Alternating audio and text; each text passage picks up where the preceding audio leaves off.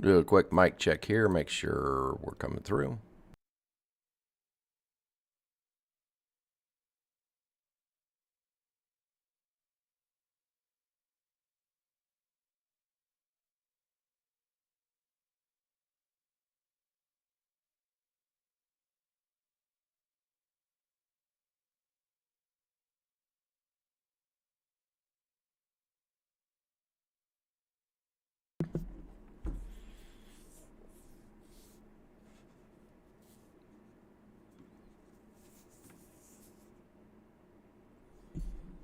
Yeah, thanks for that, Candace.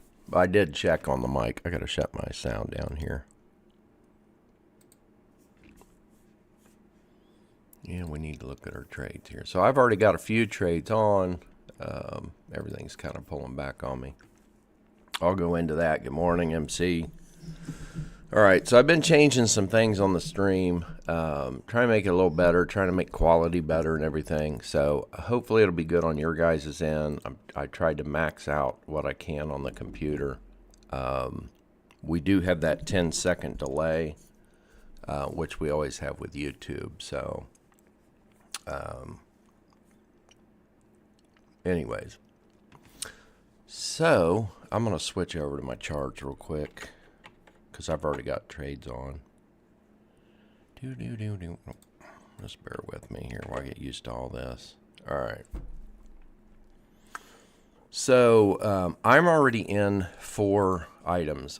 I'm still going to do 4 as I usually do, so that I just, you know me, I do multiple instruments. So I'm going to keep doing 4 instruments. I'm not going to do 6.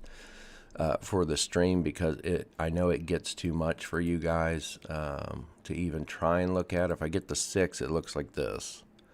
So I know it's a lot. So I'm going to stick to 4 as I take trades. So those are the 4 I'm in. Right now it's Bitcoin, Bitcoin, gold, S&P, and oil that I'm in. Turn this back over to this.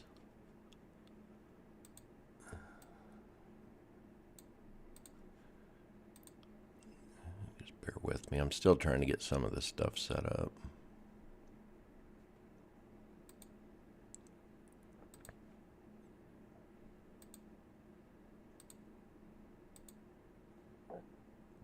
So,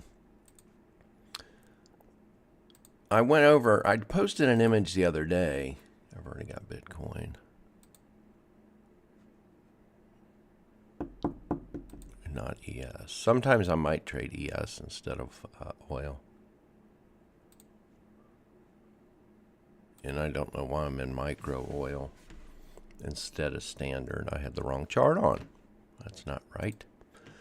Okay, so I'm in multiple things. So I could have cut it out a little bit ago before I jumped on the live and just been done, because Bitcoin was up over 2,000,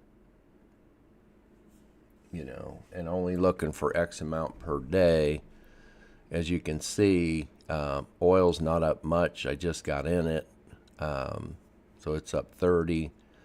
S&P's up 250. You know, gold's 120, and Bitcoin's up 1,500. So now I've moved my stop on Bitcoin because I'm expecting it to drop back. So I don't think it's, and right now this is on a demo account. Since I'm just getting everything set up with this new setup, I didn't want to trade on one of my regular accounts.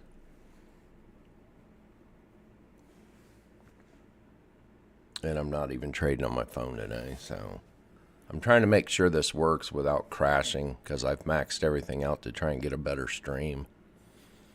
I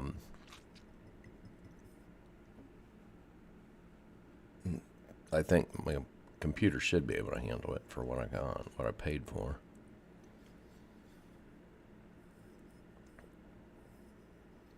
So again, when I posted that chart last week, all four, I posted one out there of like four different, I don't remember what they were, instruments. It might have been these four. And, you know, ask if you'd continue for the day, close out all your trade, close out part of your trade. You guys know your number, you know, what you're looking for each day. And you have to decide, are you going to carry on? Are you going to, you know, close them all off? What are you going to do with the rest of the trade? So I could close off all these and be done for the day and be happy. Okay? Or do we close off partial? So I am going to close off half of, at least half of Bitcoin. So let's do 30. I'm going to do 30 contracts. Normally I do 3/4 of a trade. So obviously if it's 10, you can't do 3/4. If it's 10 contracts, you're going to do either 7 or 8. Sometimes I'll do 7 to leave an extra contract run. And sometimes I will do 8 contracts. 8 was my usual that I would do.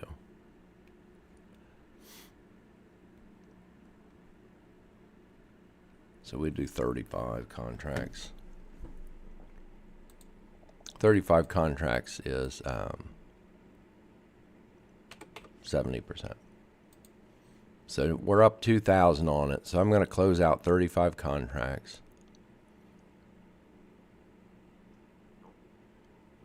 And I do not want to click buy. Still not awake yet.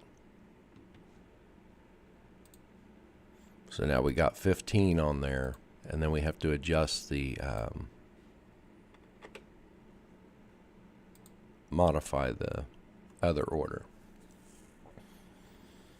So we've locked in partial. And you'll notice down at the bottom of the stream, I've got the numbers, the realized profit, and then our unrealized profit down at the bottom of your screen. I'm going to close off one of the S&P. Notice I already had one up there to close. I am going to close off one.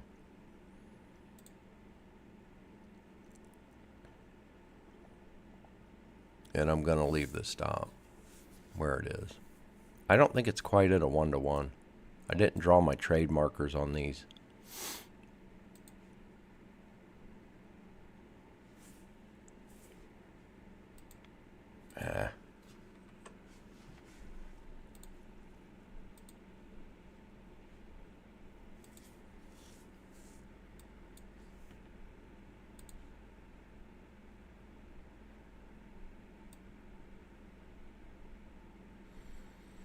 And I got the magnets on. I hate the magnet tools sometimes.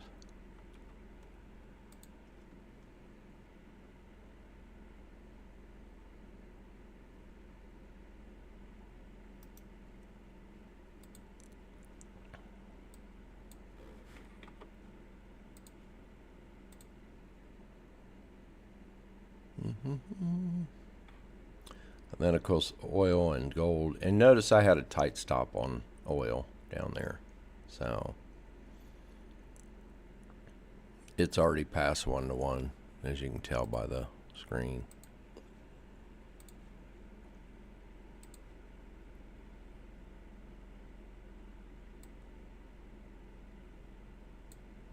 It's almost to a 2-to-1.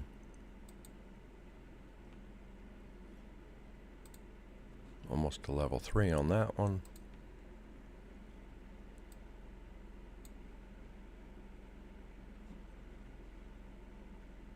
So since oil, what is that? Hang on, I'm in 2 oil trades here.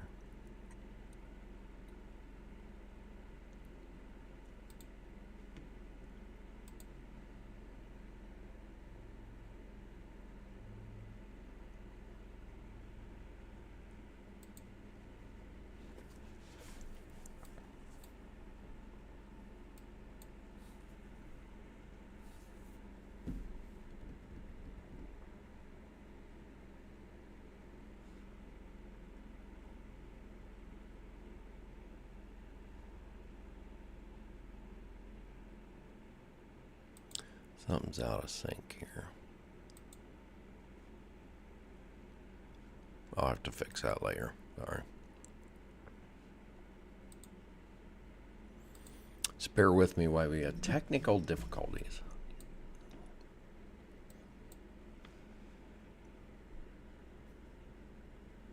So again, oil hit 1 to 1, or about 2 to 1.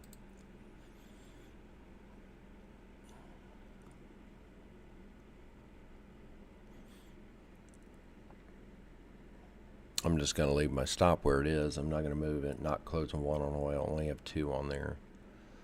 So,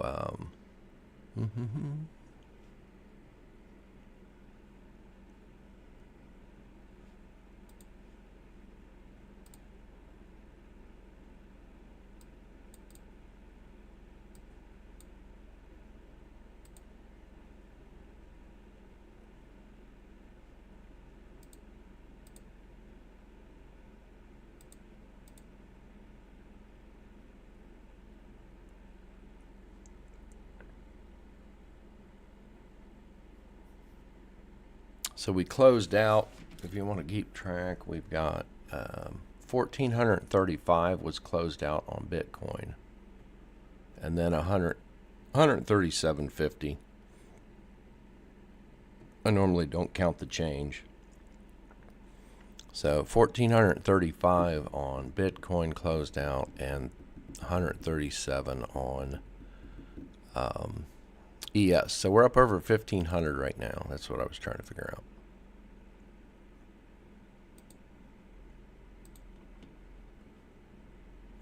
Waiting on a push on gold, on everything, of course.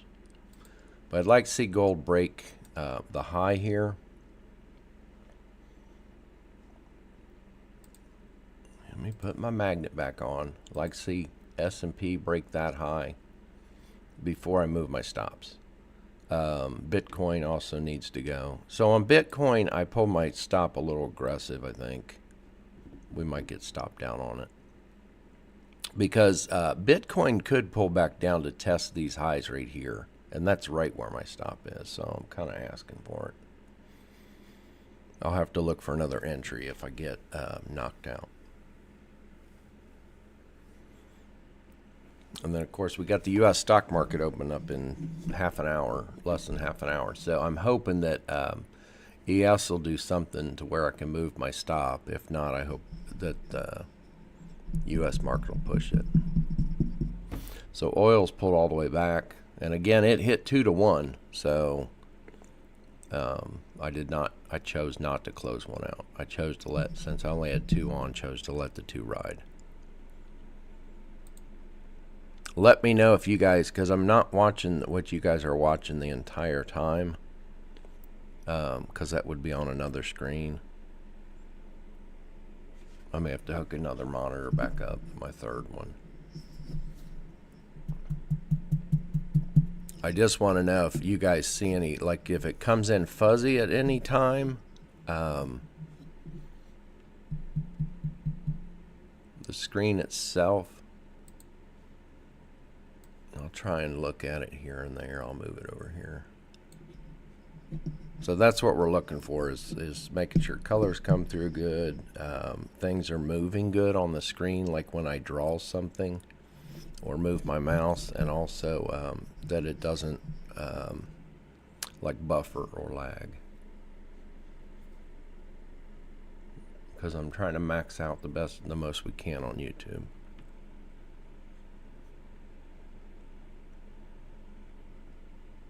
So keep me posted.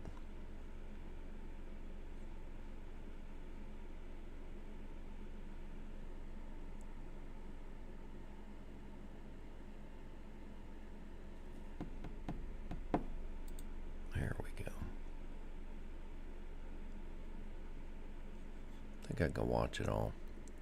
All right, so that's what we're waiting on. Waiting on a break of gold above the high. You know, that's our high to break. This is our high to break of on S&P.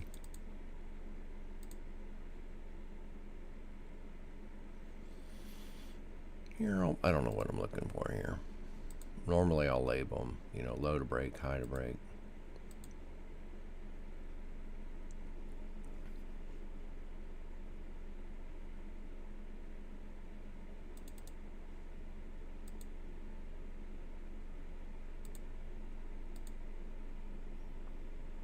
Same with Bitcoin. Bitcoin's the only one that right now has a nice kind of a gentle pullback that we could actually draw a retracement line on. And I may be changing some of the line thicknesses and stuff depending on how they look on the stream. So that would be our retracement line down. And let me extend it. So we're breaking that, which is good. Good for my trade that it didn't go deeper.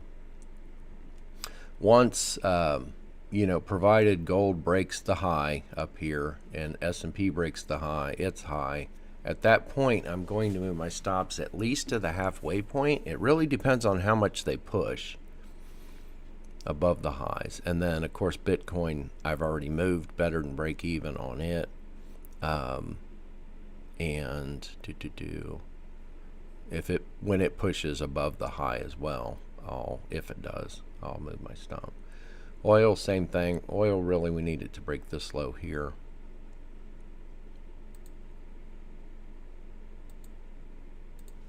Oh, I didn't post that chart out there.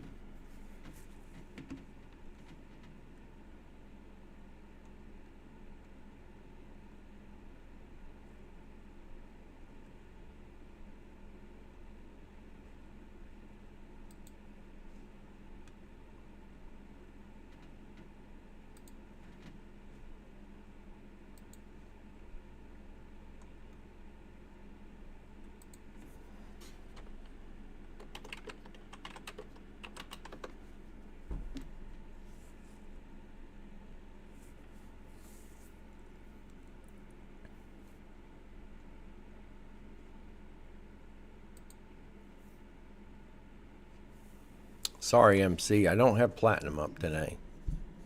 We'll get it back up there.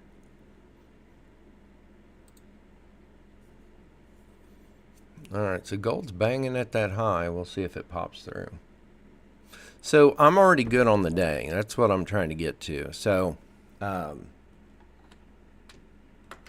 I do that often. As we were coming in at 7 in the morning, I was coming in about 6:30, 6:45, getting things booted up for the stream, letting it roll. Sometimes taking trades before even 8. And that was what I did earlier. So got in some of these off the signals and then just placed a small trade on each of them. I didn't go, as you saw, I put 2 on oil, gold, and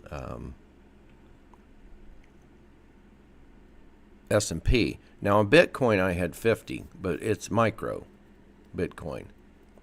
So that's 5, as compared to the rest. Putting 2 on, putting 5 on gold on the standard contract is the same as putting 50 on Bitcoin's micro.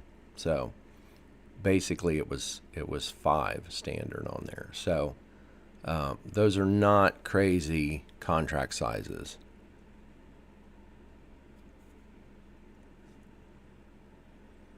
But taking each one has allowed me to, obviously Bitcoin was the biggest runner. after I got in, so that allowed me to close that out and cover the rest of my positions with what's open. So I haven't moved the stops yet on gold, ES, and oil. But the Bitcoin trade, which was what, 1,400 and something? I'd have to go look. I think it's 1,400 and something. Sorry my screen's blanking out on me like that. I'm switching charts on the other screen. Yeah, 1,435 on Bitcoin. And then, of course, we've already got, 137 I locked in on S&P, so it's right back to where it was when I closed one. So the thing is that the Bitcoin trade, 1,435 that's locked in, that covers these losses. If I leave my stops on gold, S&P, and oil, those potential losses are covered by the gains I locked in on Bitcoin, and I'll still be positive on the day. Plus, Bitcoin's going to lock in a little more because my stop's better than break even. So I'm fine on the day. So it's a great position to be in. The only way to do this is obviously to trade multiple contracts. If I was only trading oil today, I'd be hurting. I mean, I'm only negative 16, so not really hurting, but you know what I mean. Would not be positive on the day. I really don't want to close out one on gold. Kind of itching to, just because it's up to that high. I really want it to break and push. So I'm going to get ready. We're going to change this to a 1. I really need to see it break and push. I like closing on extensions. I don't like closing on pullbacks. If something's pulling back on me, I'd just soon write it out. I've moved my stop or placed my stops for reasons of where I put them. So once a pair or once an instrument starts pushing, we're going to get stopped down on oil on this. Once a pair or instrument starts pushing one way and gets extended, that's when I like to close. Now it's always hard to find out where it's pushing to. Where's the last push? Where's that extension going to push to? And you'll never, close it all out. There we go. We're 9. So we're almost at 1,000 on gold. So I am going to close out 1 of gold just because it's almost 1,000. That's my target on these 2 contract trades, what I'd like to hit on gold. So I'm closing out half.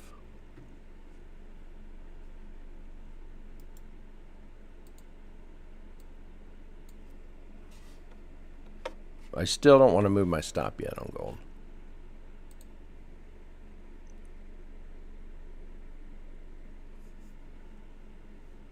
So now we just locked in another 480, I think. If someone's writing down, keeping tabs, I'm not. Okay, so I'm out of oil. So I'm not going to do anything again anymore with oil. I'm going to wait for some kind of signal on it.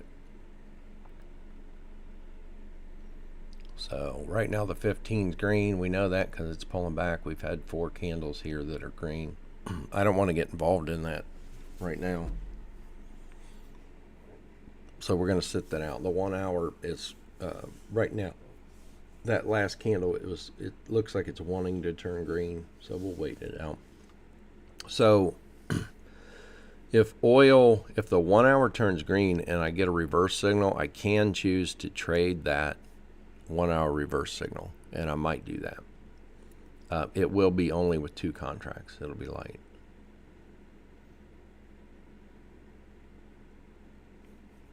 S&P might be waiting on U.S. stock market to open. Looks like it is. So we're nothing but sideways on it right now. There's a small little pendant in there, but I kind of hesitate to draw it because I don't think it's really going to hold up very well.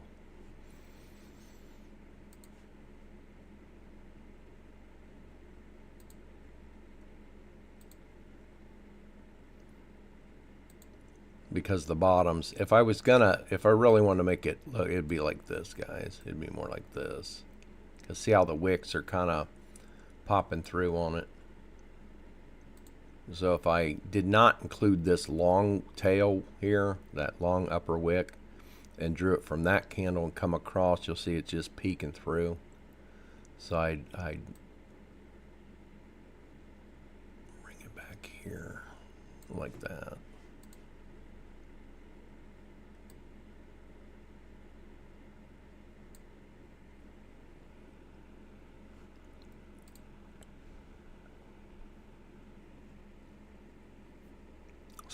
See how gold's dropped back. So it's pulling back to test support, find a support level. So I'm hoping for another push on it. The two trend lines I would have on gold right now for an uptrend line would be one from here over to here. Well, not this one. Right there. That would be where I'd have one uptrend line. So trade line up. And then you can have a more aggressive one, and I think you can see where the more aggressive one would be, right from this tail here on up to here. So it's kind of playing around with that right now. So that one may not hold up. I'd love it if it would. We'll see what happens here. Bitcoin did break through and give a buy signal on that retracement line. So the only two uptrend lines I can draw on Bitcoin right now would be one from its tail down here. I keep grabbing the wrong.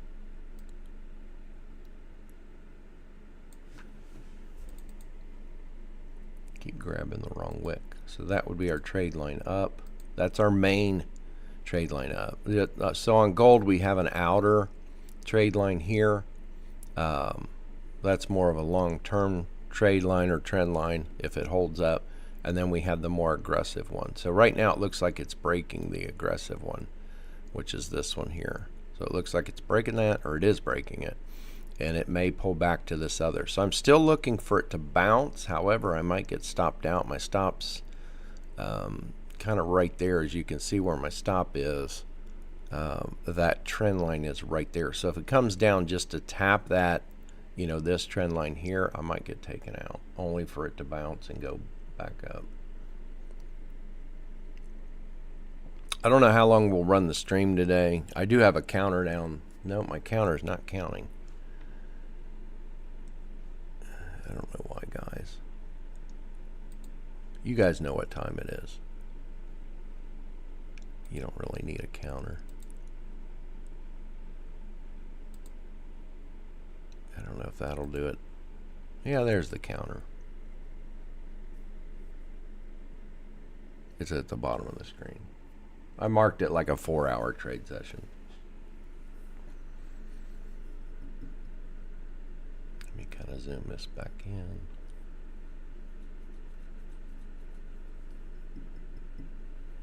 And we're still waiting on oil. Nothing yet. If I wanted to be real aggressive with my trading, I would have taken oil long already. There's our 1 hour starting, because it has broken highs down here. So if you look at these highs, oil's broken these three right here. 1, 2, 3. So it has broken those. I'm really waiting on it to pull back and test, so it might not. So there's the 1 hour signal. So I'm going to go ahead and buy 2. And then I want to put my stop down here below the lows. That's where I would put it. I know someone asked me last week about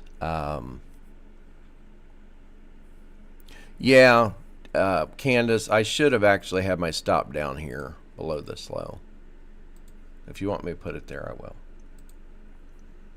I normally don't back my stops, but someone asked me the other day about putting stops below candle a certain amount of candles back, and you can certainly do that. It's just know it's an aggressive move. So like oil down here, I got in oil, and you know, counting back or going back X candles, you know, and putting it, say, here to keep it below this candle low. You can always see, you'll always be able to find highs, lows, support, and resistance levels. Right now, my best bet is to keep it obviously between these three tops right here. Okay, that's my best bet, to at least keep it down below there. Okay, an even safer bet would be to keep it below here, and even safer still would be here in case it does pull back down. So it could pull down and give me like a double bottom in here, you know, come down and turn around this level or even this level, and be like a double bottom before going up. So just know that if I put my stop up here somewhere below a few candles, then at that point you're going to be taken out more often, and you just know that, and that's fine. So we're negative on S&P on our bonus. What did we lock in on S&P? 137.50 was what we locked in on S&P, and then I think we're about 1-to-1 on that, what we hit up here to here. So if it comes back, I think it'll be negative 137 or somewhere abouts. So that'll be a wash on S&P if it does pull it back and stop us out. So right now we're still going to hold our long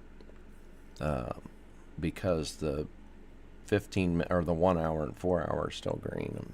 I'm trying to look. We got about 9 minutes for the U.S. stock market, and that'll come back into play. All right, so gold briefly broke through that. You know, this is our inner trend line. So we have an outer trend line. That's our main one. And then we have an inner trend line. Whenever they get steeper, you got that inner trend line.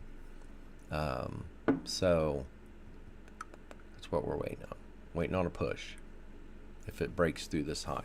So right now the high to break, I'm going to leave this line here, but obviously we have a new high to break up here on gold. I hope you guys can see that okay. Does that look all right to you guys with the 4 charts? Because I'm trying to look over here on, I don't know, I've got it adjusted on my other monitor kind of small to see what someone would be looking at, like on a smaller monitor, not quite their phone. I'm going to go out to my phone and look. So oil's pumping a little bit for us.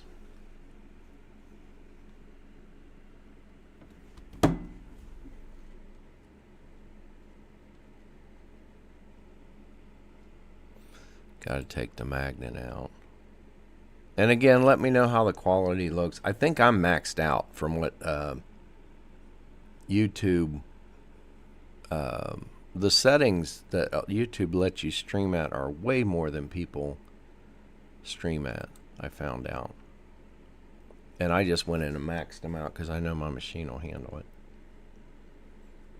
It'll handle it.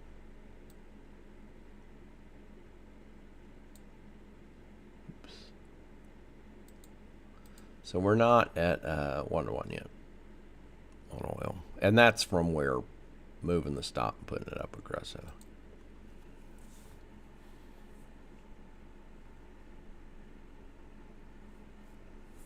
So everything else we're going to ride out. I am going to move my stop.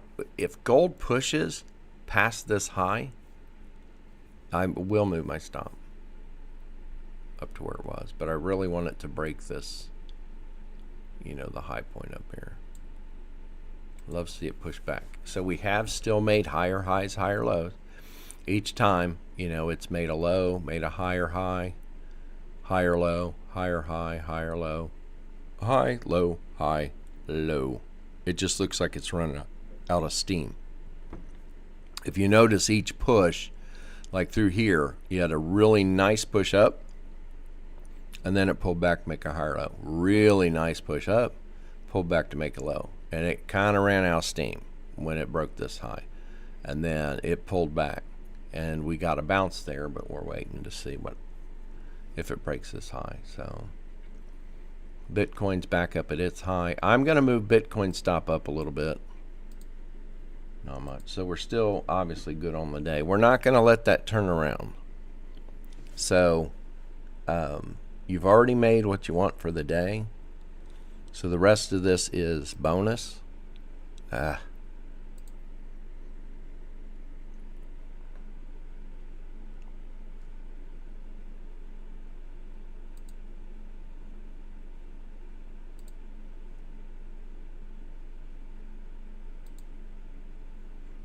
No, I don't know. I guess I should write these down. Where's paper when you need some?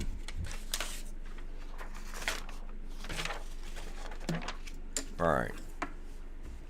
So Bitcoin's pushing. So since Bitcoin has broken its high, all right, it's already broken. There's our 5-minute warning. So we got 5 minutes before the U.S. stock market. So Bitcoin has already broken its high, right? So we know it's doing what? It's making a higher high. I mean, it has no choice. It's already, you don't have to say, is it going to make a higher high? It already broke this high. So it's in the process of making a higher high. All right, who knows how high that'll go before it turns around, pulls back to test and find support. And guys, probably not going to be right at that line, this high to break line, because that high to break line is off that wick. It would probably come back more between here, this high, and this low. Somewhere in there it could pull back. Well, what's in there? Our trend line. So we would hope it would bounce somewhere in there, right? So I was going to move my stop, but I really don't want to move it up into this area yet. I need to find it bounce for support. Oil's still waiting on it to hit at least 1-to-1. If oil hits 1-to-1, I will move my stop halfway. I don't think I want to close one on it. Closing one at 1-to-1 is pretty aggressive. And then ES, like I told you, we closed one out. We're good on it. We're at 112 negative on ES. If it comes down to our stop, I think we're going to lose that about 130, 140, somewhere in there. And we locked in 137. So we will lose. This trade will either be a teeny tiny loss if it's like 140. I'm not going to measure it. Right now it's at 137. Yeah, so it might be 150. So this will be at a small loss, as it's more likely. You can almost guarantee it's going to stop us out. And I was just getting ready to close because we had that 1 hour reversal. So I'm itching. I'm going to wait for a candle close. We got 2.5 minutes left. And I don't think I want to take ES right now. It's 3 minutes before the U.S. stock market opens. So I might wait till the indices kind of settle in to something. So as far as S&P, I think I'm done with it until we see what happens here.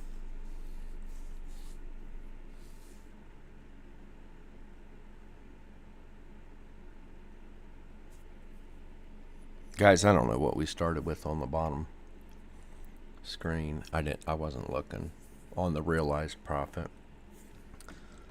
So we got Bitcoin, we locked in 1435. ES, we locked in 137.50. And then we locked in on gold, we locked in 440 when I closed out. So gold, when I closed out, one of the contracts was 440. And then we got negative 175 was the ES.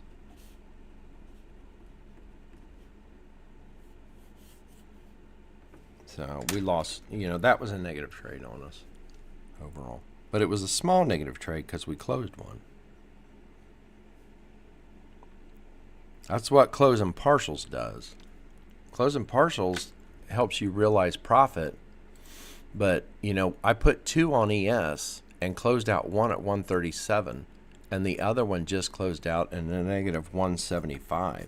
So although I lost on that trade, right? It was a $38 loss. If I would have left two contracts on, if I would have had both contracts and left them on ES and not closed partial, not closed one out when I was up in profit, what would have happened? I'd have been down 350. Instead of losing the 175 against the 135 gains. We're going to do this. Here's what we're going to do on ES. We're dropping ES down to a 1 minute chart.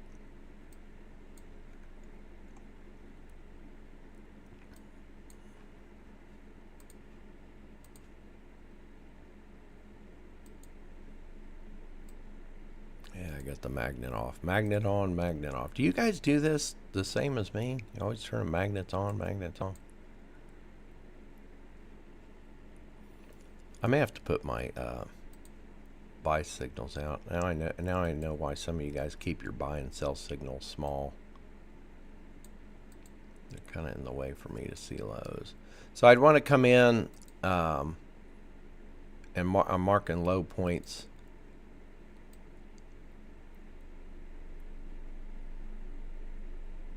Yeah, we're going to pop it there.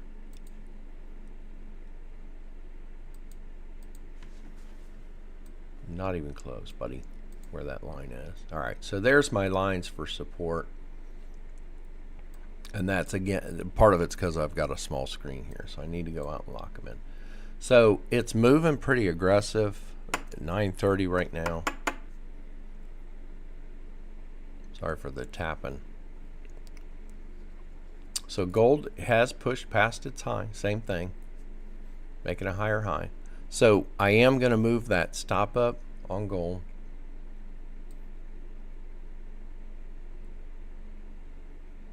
I'm moving it right there, which is, I don't know why you're not taking the order.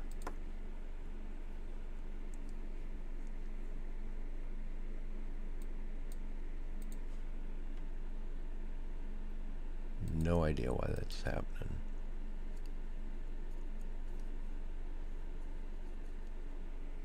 There it goes. If I wanted to take ES, which I thought about doing, we had a sell signal. I should have went ahead and took it. If I wanted to take ES now, I would sell 2.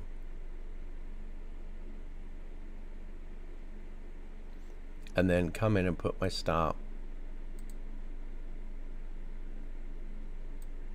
up here is ideal. But if I want to be aggressive, because I don't want to lose back profits we've locked in on Bitcoin, right?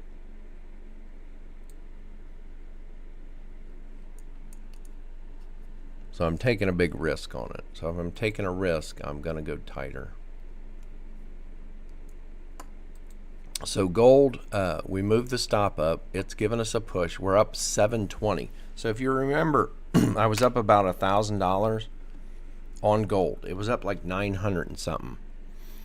And I closed out. And now we're up about 6. Ideally, if I was up this amount, I would close something off. We can't on gold. I don't want to move my stop to break even on gold yet.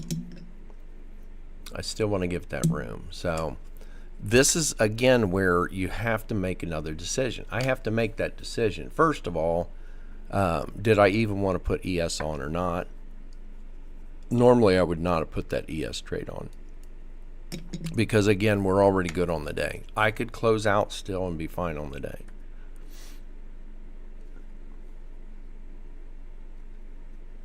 ES is going to take back a big chunk if it goes back to the stop.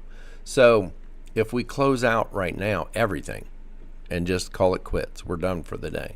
You know, I got 855 on Bitcoin, 540 on gold, negative 14 on oil, and then 350 on S&P. So again, the S&P is the chance trade, and I should have got in when it signaled up here, but did not. I didn't want to take the 1 hour change, but now we wait. Waiting on candles. Bitcoin's pulled back down. See how it barely broke that high. If I don't get rid of my pen, I'm going to tap it. You guys won't like it. I have to watch music we play. So some of the lives that we did where I was streaming music, they got tagged under the copyright thing.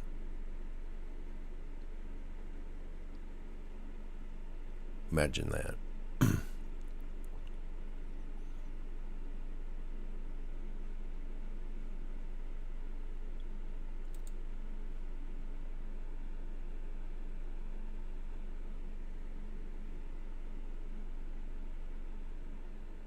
Is anyone in anything right now?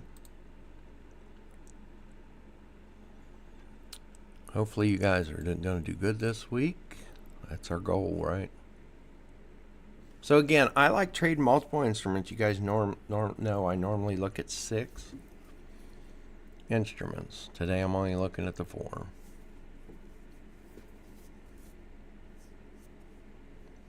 And it's hard to know on the indices which one to kind of pick for the day. You know, is it, S&P, Dow, the Dow Jones, Russell, S&P, NASDAQ, which one's going to be the best mover on the day on the indices? And you don't know. So you kind of look at them before market, see if something's got some nice moves, and go from there. So we might get stopped down on Bitcoin. I'm okay with that. It's going to take us out. More than likely. And I move my stop. What we don't want to see is obviously it take me out and then keep going up. I'd have to look for another entry long. So there we're out of Bitcoin. So that, because I'm kind of tracking these, was $292 on Bitcoin.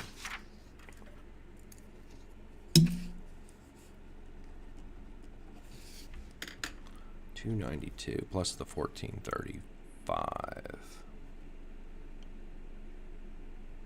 So we locked in $17.27 on Bitcoin.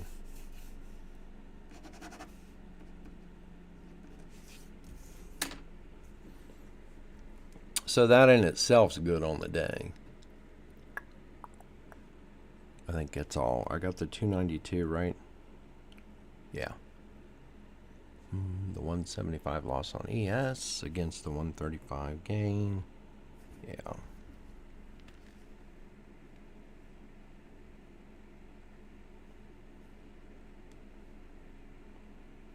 So we lost 38 on the ES trade. Minus 38 ES plus 1727 on Bitcoin.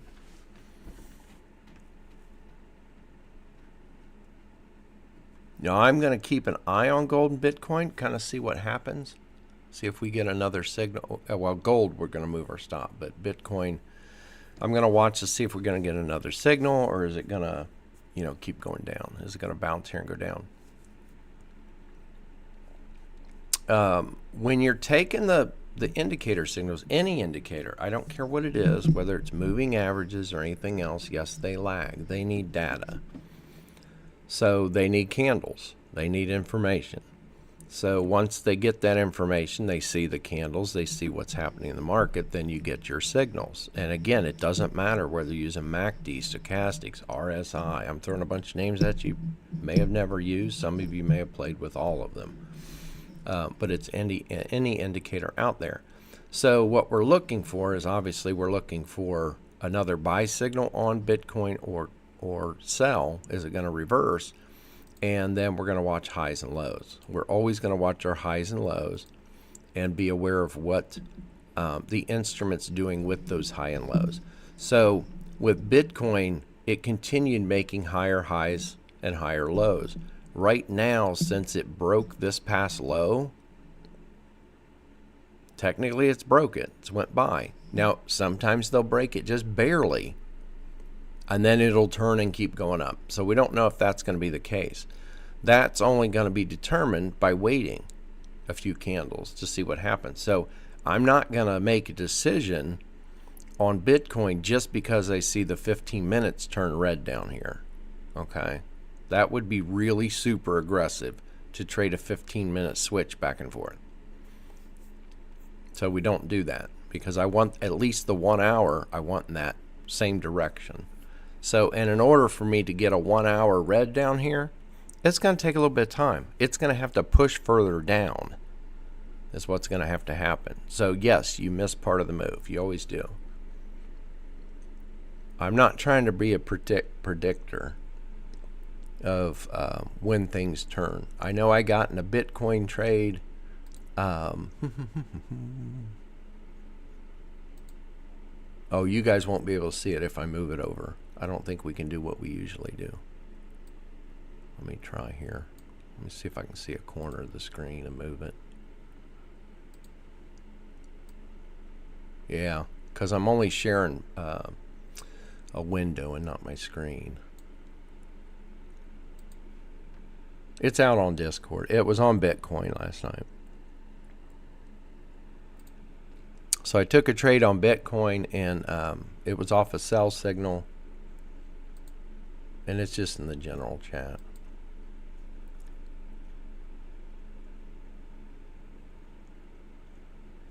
I know I posted it out there. I'm trying to look and see.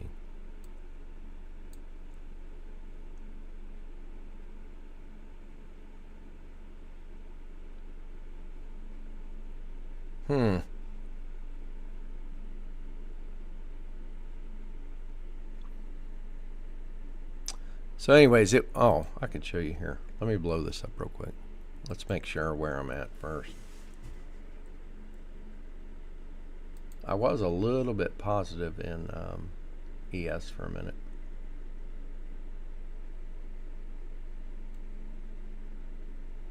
And notice when it broke out of that triangle up there, it just kept pushing. So we're going to hold. I'm going to leave my stop where it is for now.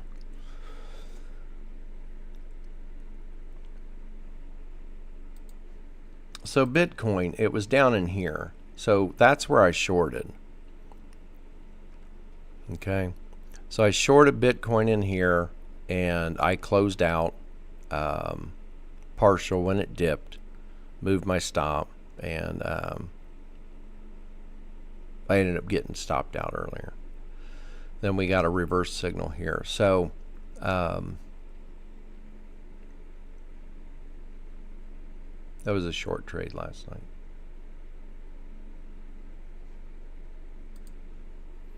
There's our big chunky push on Bitcoin that we're missing. That's all right. I don't want to chase it. Again, we're already doing good on the day, so we do not want to sit there and try and jump in Bitcoin while it's moving like that. That's just asking to take a loss. And it could get, and here's the thing, guys. I know guys that do this all the time. I used to do it. Sometimes I will do it if I'm playing around. If I wanted to jump in Bitcoin right now, it would be low. Again, we're putting on 50, or if 20. You know, we put on 2 contracts on gold ES. You know, we put on 2 contracts on those, right? So that would be 20 on Bitcoin. I wouldn't even do that. I'd do like 10 if I wanted to play with getting in now, because I'd expect it to pull back after a push. After a push and extension, we expect it to pull back. Does it always pull back? No, it does not. So it could keep running without pulling back.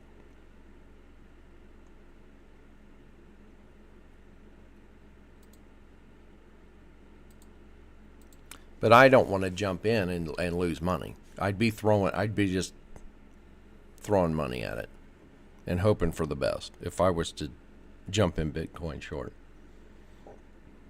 And that's just not the way I trade. There's traders out there that do, because they don't want to miss that. I'm fine missing it, and you have to be. You have to become fine with missing a move. So I'm okay if Bitcoin just keeps dropping. What I'm waiting for is to see if it pulls back and we get a 1 hour reversal short. At that point, I would consider taking it short, because as of right now, for all I know, we might get another buy signal. It'd have to pull back quite a bit. So, and and whichever signal we get on Bitcoin, I'll go ahead and take it because we're still sitting at 944. So we're early enough on the day. However, I don't want to lose back a lot of what I locked in. So I would go in lighter. It's going to be 10 or 20 contracts.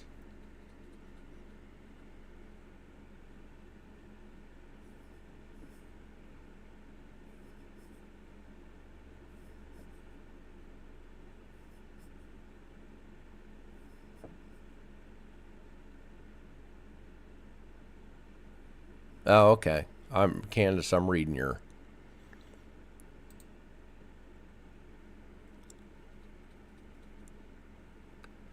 Huh.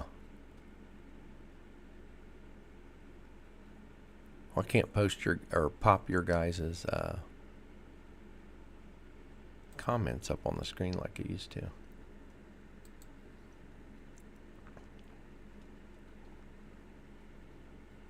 I kind of like that. Using one full, closing out, because you're... oh, yeah, you're on Apex proper. Yeah. Yeah, I don't blame you there for closing out.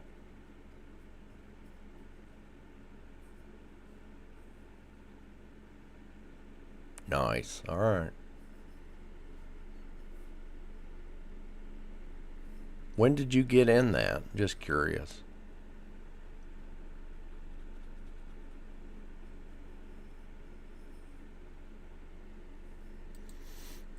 So I was up a little bit on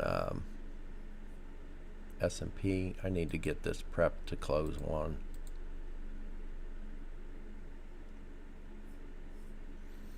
I'm going to move my stop on S&P down here, just above those highs. Again, I don't want to lose back much of what we've locked in already. Let me double check and make sure that's all we had. Here's the 1435, 137. Oh, 440 on gold. Yeah, got that.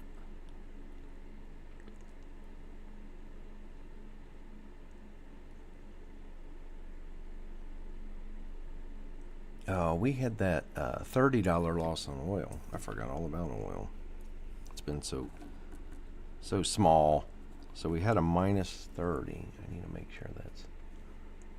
and then we had our 175 loss back on ES. And the 292. I'm just making sure I'm tracking everything. All right.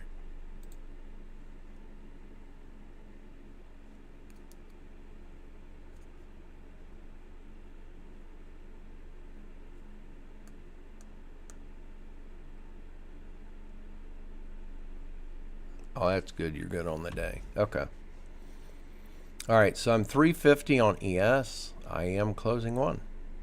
We hit around 400. So I'm going to go ahead and close one at ES. I know it's more than likely. I want to, obviously I want to see it keep pushing down, but I'm going to limit my risk by closing one. Okay.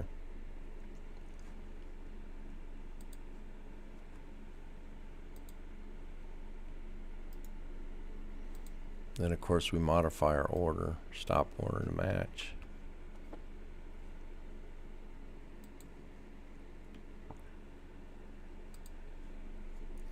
So, what do we lock in on that?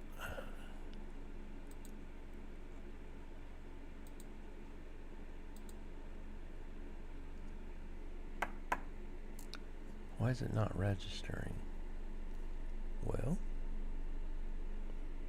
oh, guys, I pulled an oops, didn't I? Nobody was watching me. It happens. I do that every once in a while.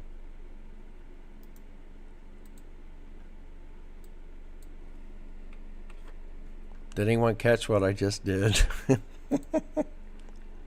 I hate when I do that.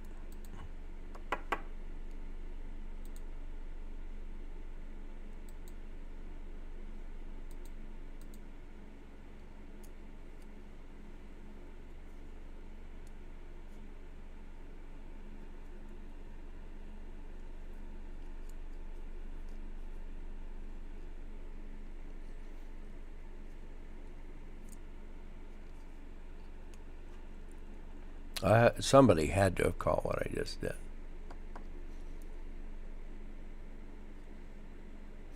All right, so still waiting on gold. Well, gold's pushed up, so I'm going to move my stop on gold. So it has it has pushed up, and we've got that extension past this high, right? Finally broke that high, so we're making a new high. So I'm just going to move the stop just to break even. I only have one contract on, so I can't really do anything with that other than move my stop.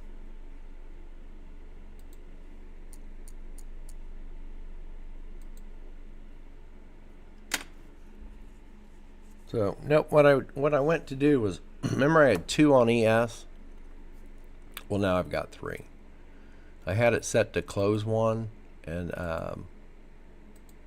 instead of hitting the buy button, I hit the sell button. So right now I'm going to wait. It's hit 4 again, so I am closing out 2 now. So we're going to hit buy. I accidentally, when it was down here the first time, I had 2 contracts on, and I had one in the hole up here, and instead of hitting buy, I hit sell. And that's not the first time I've done that. So we have a sell on Bitcoin that's popping up. We have about 10 seconds for this candle. Again, if I put any on, it's going to be low. I just don't, and my stop's got to be aggressive. My stop will not be way up here on that. I just don't. So if I do anything, I'd really like to wait on a pullback on it first before I do that, before I jump in.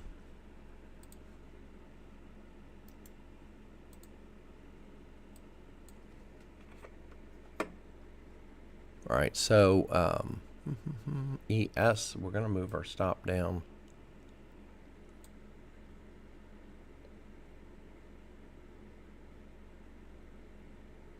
If ES gives us a push past this low right here to where it is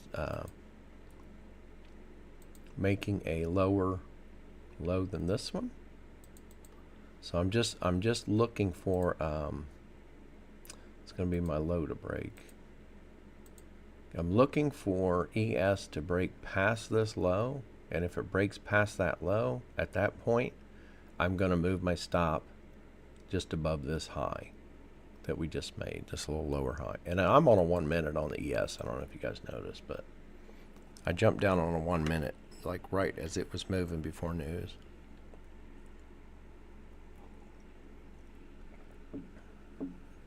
Oil still done nothing. It did pull back. So we did have oil pull back and make a higher low than back here. And again, I went aggressive with the stop. I didn't use this low, didn't use this low. I just went X candles back. I can't remember who it was. Someone asked me about that the other day. Just using X candles back. Certain amount of candles. So right now we're at 960 on gold. So we're still really, really good on the day. We got 1727 on Bitcoin. We have a $38 loss on S&P because we had that, what was it, 137.50 gain and a 175 loss against that on the second contract.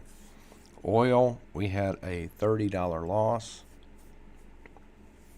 And gold, we locked in 440 on it. And then gold, we hit 900 again.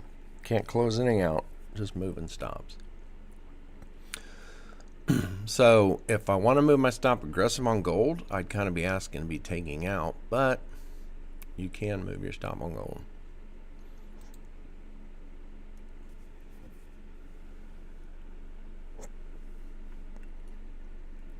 I just asked myself, am I done with gold today? Like, I could close out, we're hitting 1,000 on it, and just be done with gold. I don't like closing my runners. I don't. I let the market close out my runners. Does that mean I give some back? Yes. Right now on gold, I could close out and that's almost $1,000 on gold, right? And we already locked in 440 on gold, closing the other contract. So that'd be over, around $1,300 trade that we'd lock in right now, $1,350 or whatever. So I could be done on gold and be done for the day. I could be done on all of them for the day because of what we've locked in. So you really don't have to be trading. You guys are going to hear me stress this a little bit more, I think, than usual. You can sit in the chair too long and give all your money back. And I know at least one of you's done it, if not everybody. I've done it. Did it a lot in the past. Sat there all day only to give it back. So that's why I went to creating that daily goal. What's my daily goal? Okay. For me, it's only 500 a day. It's realistic. It's 500 a day. If I went out and worked for somebody right now, you guys know I used to be in construction. I'm out of it now. If I went to work for somebody today, that's what they would pay me. It's 500 a day. I have done, and I did a bunch last year, consulting for investors that flip homes. So I have gone in and done consulting for them and created like a scope of work. I don't know if you know what a scope of work is. It's basically everything that needs done on a house and a timeline of when each phase is to be done. You can have multiple things going on at one time. You never have your plumbers and electricians in the house at the same time. Let's get that straight. And normally when your plumbers and electricians are in the house, nobody else is in there. So, same with drywallers. You never have anyone else in the house while they're there. So there's certain things like that. But now you can have the roofers putting a roof on, while someone's drywall on the inside, or plumbing or electric. So you get a scope of work, you get a timeline. I charge them $500 a day. And then I charge them $2,000 to put a scope of work together, a timeline together, and then if they want me to check on the job for them and basically as a inspection for payment before they pay their contractors, because I've done that too. So they'd have someone come in and do work for them. That contractor say, hey, we're done. And they would want someone to go in, because they're new to the business, they'd want someone to go in and inspect that job, make sure everything's been done, make sure it's done the way it should be done. And yeah, I've done that too. So for me, it's 500 a day. There's 20 trading days in a month. That's 10K a month. That's what I look for. Some months I get way more than that. My IRA, that you can't touch. I'm not old enough, so can't pull it out without penalties and tax. So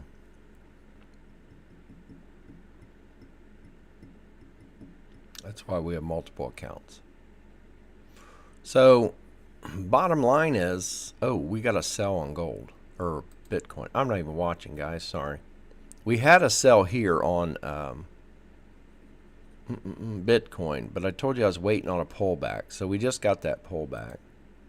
I am going to put my stop at the current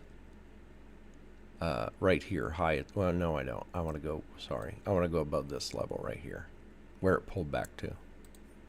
That's where I want my stop to be on Bitcoin. And of course we'll mark the low to break. We need it to break that before we do anything. So I'm willing to take this loss on Bitcoin. It's a smaller trade.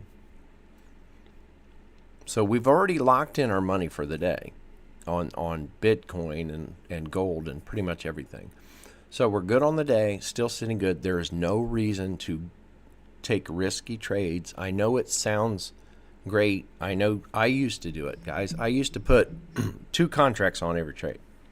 Then I'd get up to 5. Then I'd get up to 10 contracts every trade. Back then it was 4X and lots. 10 lots every trade, every entry. Well, as you guys know, not every entry is the same. And I was putting on the same contracts every single time. So like today on Bitcoin, I put on 50 to start, which is 5 standard. Okay. And we locked in what? 1727 on Bitcoin on the first trade. Why would I want to go in with another 5 on this trade? This is a bonus trade for me on Bitcoin. There's no reason for me to take that unnecessary risk. Again, only looking for 500 a day. I'm well above that. I mean, we got 1727. We got the minus 30, so we'll call that 17. We got 440 on gold and minus 30, so we'll call that 4. So we're up like 2100 on the day. We're not going to lose anything on gold, okay? And we'll take some losses back on the rest. So I could end up, let's say I closed everything out now. Couldn't I close everything out right now and be done? There's another 1,000 here. I'd be up over 3,000 on the day. Again, only looking for 5, but we're holding our runners.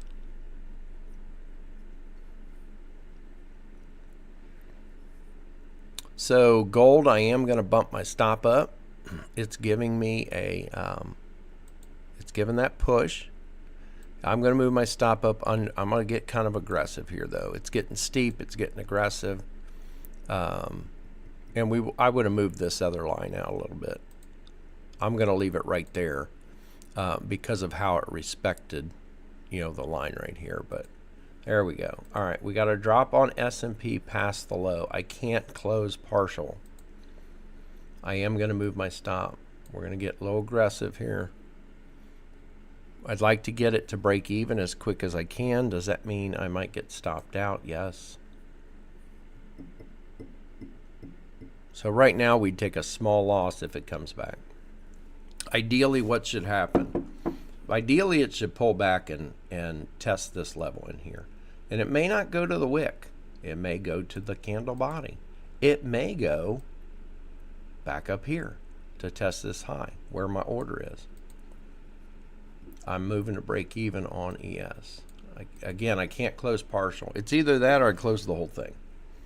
I'm just moving to break even, but I have to decide, am I just going to trail my stop, trail it tight, am I going to just close it out? Right now, it's almost up to 500. Again, what am I looking for per day? I'm just looking for 500 per day. And it by itself's up there. So yes, we took a $38 loss on ES. But right now, it's, we've made that back. Gold sitting right at the 1,000. So I moved my stop up below this low here. So we've locked in maybe a third of that, not quite half of the 1,000. Judging by where my stop is, it's not quite to the halfway point of that 1,000. So we locked in I've locked in about 350 or 300 on gold just by where my stop is. Oil's starting to go a little bit. Oil has not been good today. Great. It just hasn't really trended or moved much.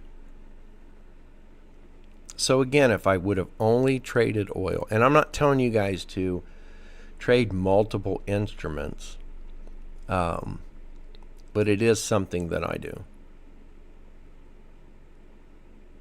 I started out with one, which was the euro. That's what I was told to do, and that's what I did. And then eventually went to, I think, euro and pound. Eventually got up to where I was looking at 4 currency pairs. And then to looking at 8. But now I only traded them during their markets. So you wouldn't catch me trading the Swissy during the U.S. session or Asian session. I traded the Swissy during the London session. Say that fast 20 times.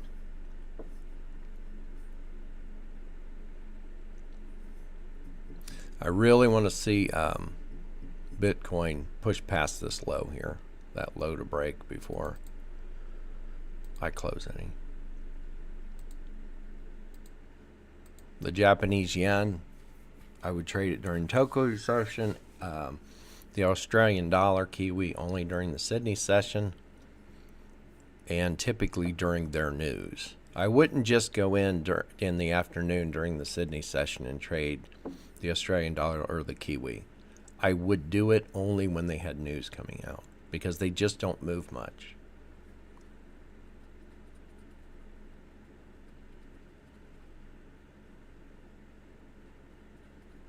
And that's just them. You get used to the instrument, and they just don't move much, so you don't expect much. All right, we're still waiting. Gold's pulling back to test that. Now, don't forget, I said we could have moved this. I'll draw a separate one in here.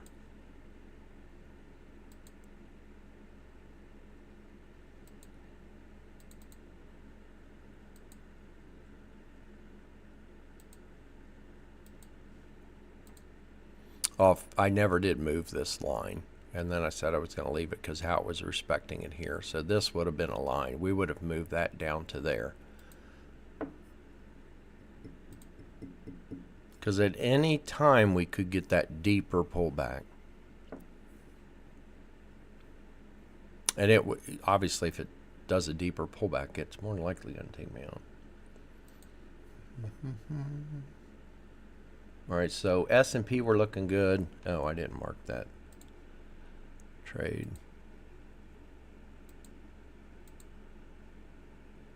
We got 291.67. I'm dropping off the change. And my pen quit. So we got 291 on locked in on that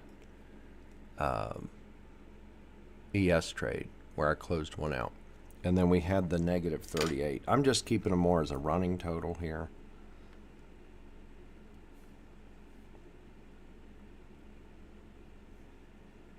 So that leaves us at 253. So right now we're positive ES to 253. And then we're positive Bitcoin. Let's see, 253. The 1727, positive gold the 440, and negative oil the 30. That's our running totals on all four.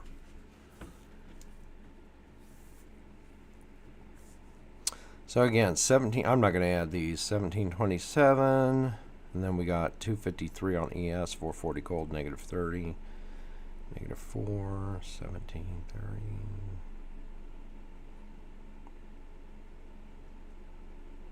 We're about 2,400. So we're right around 2,400 on the day.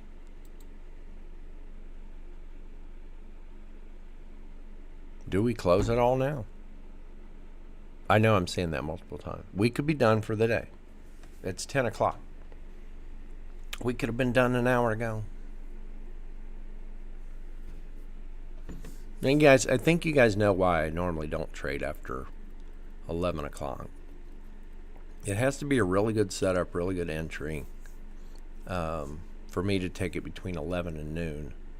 And then at noon, I'm not even interested because, for one, I got to eat lunch. But the London boys are going home for the day, and the New York session, they're breaking for lunch. So I did not close any of my Bitcoin when it was up. I was waiting on it to break that low. I didn't want to get aggressive on it. So again, I was willing to lose back what we put on this. So the later in the day it gets, the later in the morning, the less contracts I will typically use, unless it's a good setup. I'm always adjusting contract size based on time of day and setup. Because time of day should play into your decisions. I think for a lot of people it doesn't. And again, let me know if you guys see any lagging, because I'm really not watching this out there. I don't know what, I just opened up a screen for something. So I'm not watching it like every minute like you guys are, so I won't know if it's buffer. The biggest thing's buffering. I don't want it to buffer.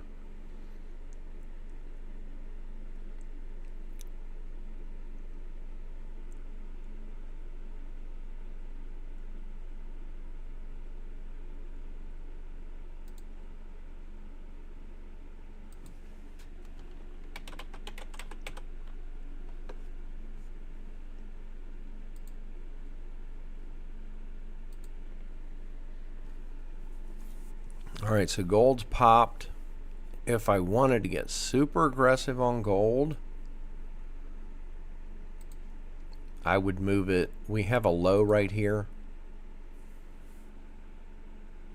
on gold. And if you look over here to the left, you know, we got where it pulled up right here and then pulled back. That's where I would move this line to. So if anything, if I was going to get a little more aggressive with my stop, I might move it between these two high marks, the two horizontal lines. That would get pretty aggressive, as it could, you know, pull back and just dip below. So there's not a ton of room between these two. So I'm not going to move my stop up into this area because there's just not a lot of room in there. If I was going to move my stop up anything, I would move it like this. I mean, I would barely move it up over there. So yeah, we're locking in a little, but I just know if it comes back to test this high, it could wick or dip down below that a little bit, and there's just not a ton of room in there. So I'm going to leave mine where it is, because I've just seen that too many times. Now, it could come all the way back down and take me out as it comes to this outer trend line, because how many times have we seen that? We haven't had the big retracement on gold. It's moved quite a bit. We just haven't had that big retracement. Bitcoin, I think I'm going to close partial if it breaks here. I want it to break. I'm itching to close partial now. I'm going to close 8 off. I think I'm going to close now because see how it's right to the previous low? I just don't know if it's going to break. It's 10, 11. So let's go ahead and close out 8 of those. And it'll probably pop right now without me. And I'm fine with that. So I locked in a little. I know that's pretty aggressive because that's not even 1-to-1. I just don't know if it's going to break this low right here where it's at. It's barely moving down. So notice again, you get that big push, that big move, and then it's slowly progressing. So, and then I'm going to move my stop down as well. Where are we at here? So we locked in 240 on gold. So 240, 440, that's 680 is our running total. I don't know why I put it over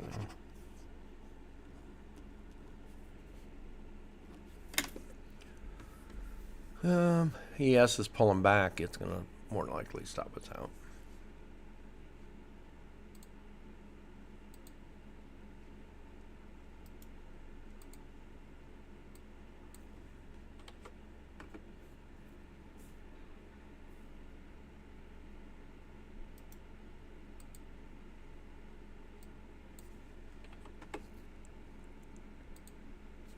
I didn't even drink a full cup of coffee yet today.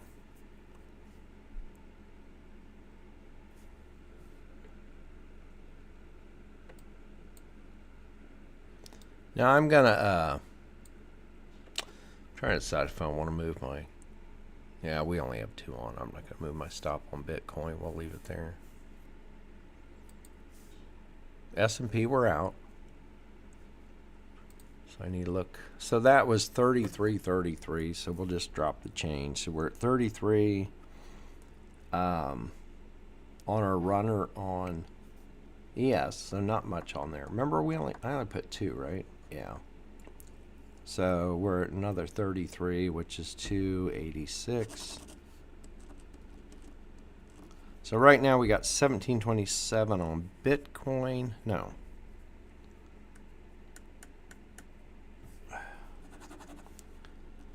You guys let me do that.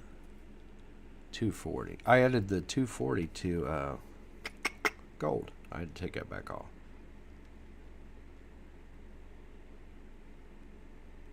All right, 2167. All right, so right now we're at 2167 on Bitcoin, 286 on ES, positive, and 440 on gold, and negative 30 on oil. That's where we're at. So we're over 20. Oh, that's 406. So we're almost to 3. We're right around 3K. 3K on the day. That should be the new slogan. I like that.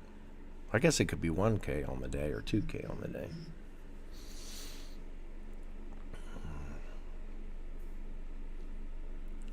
I like that. 3K on the day. I should make a shirt for Mrs. Duck and give it to her Christmas. 3K on the day. All right, so if you're looking to get an S&P, again, we had our sell signal. We were in on that. I'd wait. We're looking for it to, this would be our retracement line up. I normally don't extend these. I normally just pull them up past the candle. So that would be our retracement line up. We'd be waiting on that to break. Because until it breaks, it obviously until it breaks this retracement line, it's going to do what? It's going to keep creeping up. So I'd wait for it to break. Target would be, my first target should be right here. This low, or that inside bottom, which would be right there, because that may be as far as it goes. So I could fully see it coming down, testing the inside bottom, and going back up to test, you know, the backside of this downtrend line. And we'll see how that plays out. I don't know that I want to get back in it. If I got back in it, again, everything's still short, so we're not going to get another signal on this unless it pulls back deeper. So until on gold, and on gold, on ES, right now, we still got all green on gold. We got all red on ES. So we are not going to see another buy signal on gold until we see some 15-minute, the 15-minute top line here, until we see some red there. We're not going to see a sell signal on ES until we see some 15-minute, which is the top bar, turn green on the bottom here. Well, that's not going to happen unless it pulls back further, you know, keeps going up.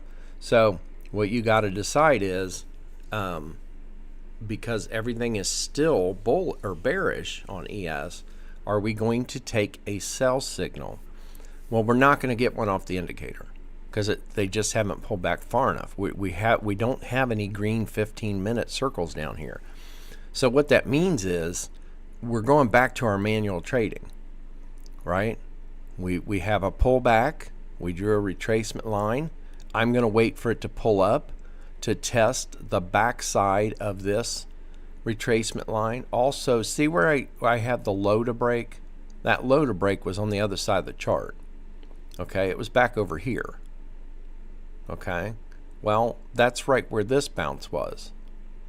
Okay, and it's basically the inside of this bounce. Okay, the inside top. So couldn't you see it pulling up there, which it's kind of doing, and then possibly doing that? So what I would do is prep for a short. Already have 2 on. I'm going to have to manually go at it because there's not going to be a signal because we haven't had any green yet. Checking in on oil, it doesn't want to do a thing for us today. So we got what, a $30 loss? I could have closed out when it was up here and got like, I don't know what it was. 30, 40. That may be what we have to do on oil. It's just not pushing anything for us. It's our slow one for the day.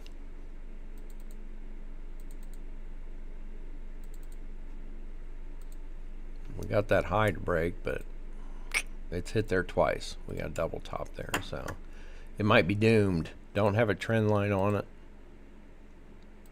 This would be where your main trend line would be, or trade line. I like to call them trade lines because it's only there to support my trade.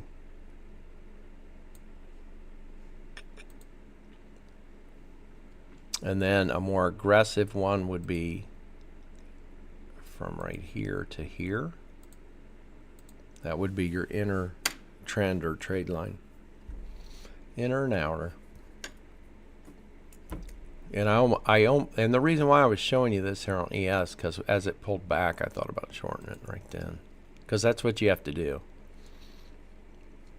Because again, we're not going to get a signal unless it pulls back up further. It would have to have pulled up further. We'd start printing some green 15-minute, and then break, and then around that time, if it pulled back and gave us green, and then pulled back down here.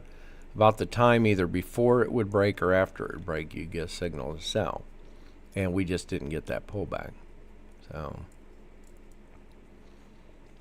there it hit the inside bottom and stopped. I mean, guys, it's like magic, isn't it? Once you learn about the levels. The inside tops and bottoms, I've covered that before. You have a swing down. The inside of that move is called an inside bottom. Inside top's just the opposite. A lot of times you would see an instrument turn at those levels like it's done here. The reason why that's important is it's important for structure. Okay? Because if this holds up right now and it pulls up and breaks this high, what's it done? Well, this low would be higher than this low.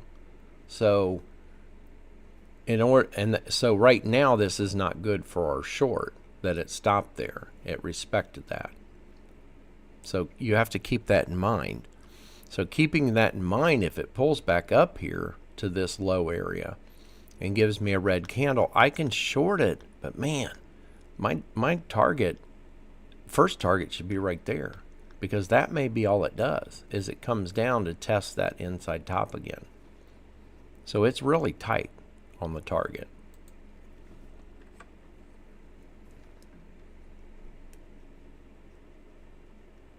Gold, we had a nice little pullback.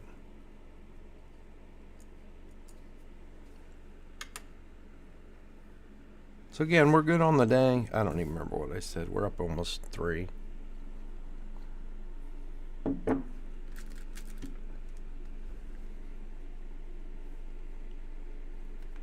We got 1,000 sitting in our unrealized profit right now. So here again, we could close out for the day, be done. We've done good on the day.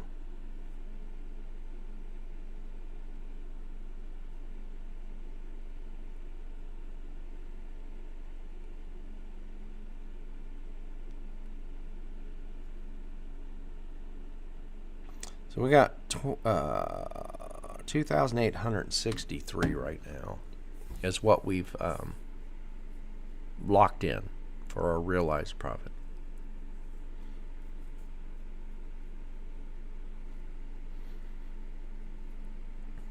So at any moment you could say, I'm out, I'm done.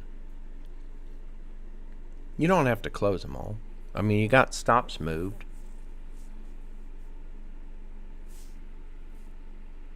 So I don't have to close any of this. So it's not, and it can be. It's really up to you guys how you manage your account, your trades. You could close them all out and just say, I'm done. I want to realize all this profit. What do we got? We got $1,000 sitting in unrealized profit, or we did just a second ago. we could close out and be done. You know, that's almost an extra 1,000 right now. And we've locked in, what did I say, 2863. So we could close all this out, lock in another grand, and be up, you know, 3,800 on the day. Or we could choose to let these go. It's really up to you guys. I've closed out all I can. I can close out one on oil and one on Bitcoin, and that's it. I can't close any more out. Other than that, it's just stop movement. If, I was going to say, let me delete this line. If Bitcoin breaks that high right there, I'll probably close it out. If it breaches, it's running out of steam right now, or ran out. So we might see sideways movement. Does anyone see a little pendant forming in here? So it's running out of steam, back and forth. Oil never had steam today. Let's just put it that way. Oil, somebody needs to kick it in the can. Get it? I know, bad humor.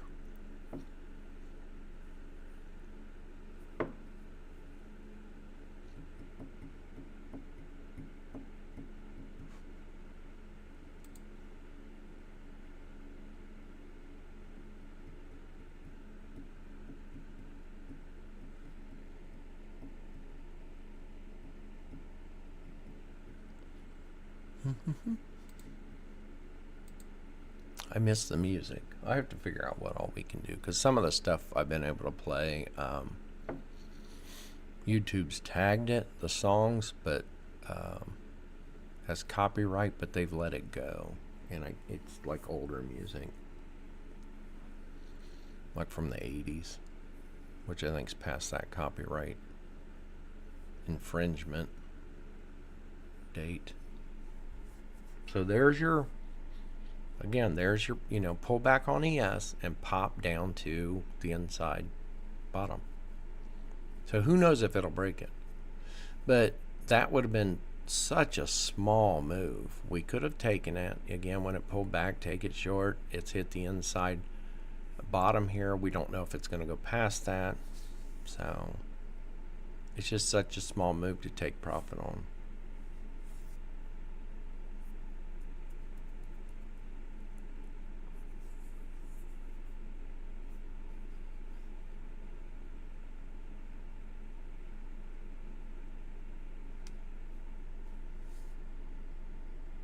If you guys keep up with your trend lines and marking your high lows, that will hopefully, and you should be able to see pendants forming. So it is something I like noticing is when something's formed like that pendant flag. So the only reason I draw those is for you guys, you know, with the triangle tool, just to make it real visual so you see it. So like on oil right now, we have a trend line up, okay? We have our main trade line, we have our other trend line that's more aggressive, and we have our high to break line here, okay? So we need that high to be broken for a push before we move our stop, right? Well, if you look overall, we have our horizontal line, right? So we have our horizontal line. Oh, wrong pair, sorry, or wrong instrument. So we have our horizontal line, and then we have our trade line. Well, what is that? It's just a giant flag. You got bull flag, bear flags, any kind of flags. Got pendants. I just call them pendant flag, or a pendant or a flag.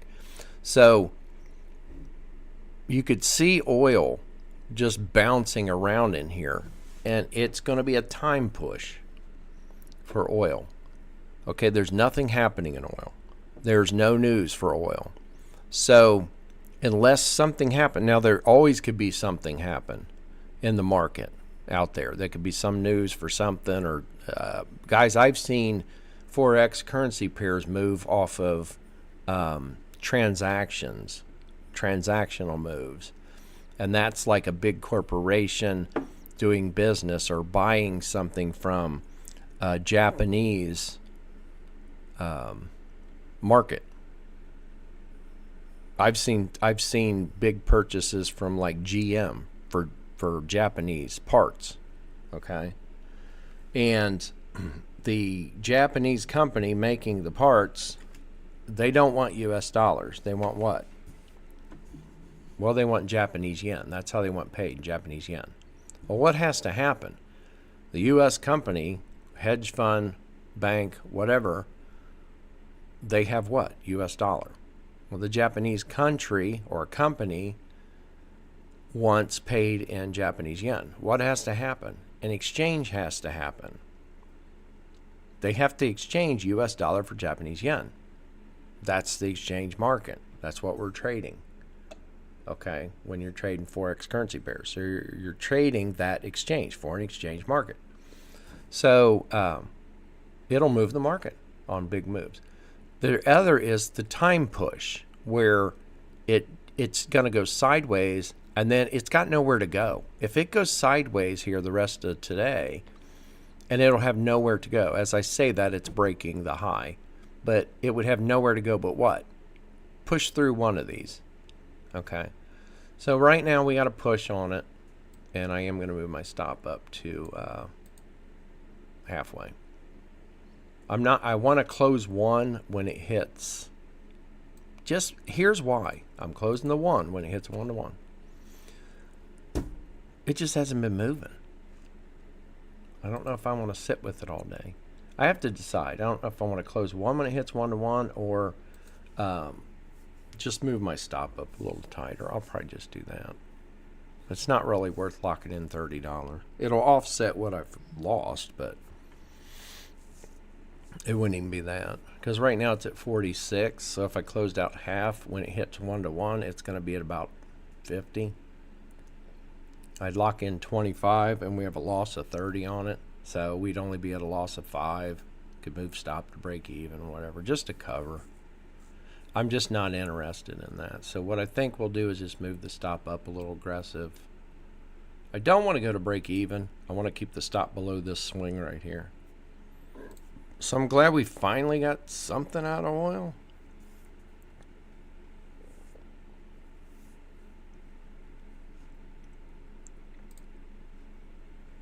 Nothing we could sink our teeth into. I'm just glad it finally did something. But again, it didn't have to. We were in 2 contracts. We're on micro. We were in really, really light.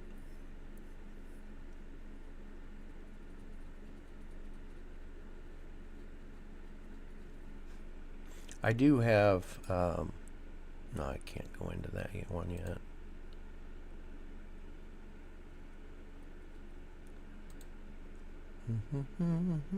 Oh, MC, I am still in that platinum trade from the other day. I logged in to check that other account. It's up 3,300, 3,320 with the 2 contracts.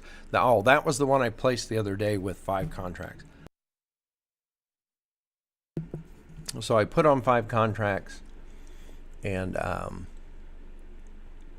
closed 3 when it dropped. Moved my stop some, and I'd have to go look at where it's at.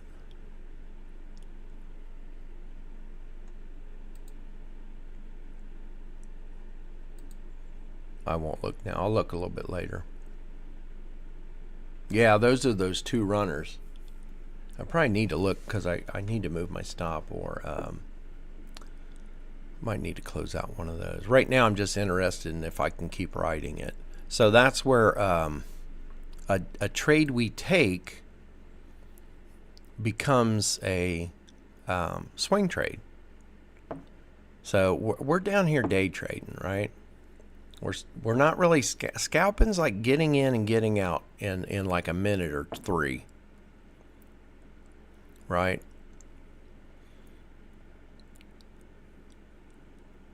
What's that, MC? Oh, yeah. I've got some longer term, and I've got some Forex trades on that are longer term in my other account.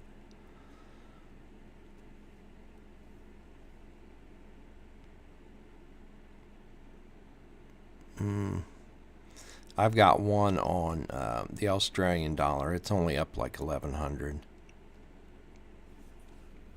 So I've got and I've got one on the pound still. It's up a couple. So I'm good, and that's part of why I traded last night, or Sunday night, and not yesterday.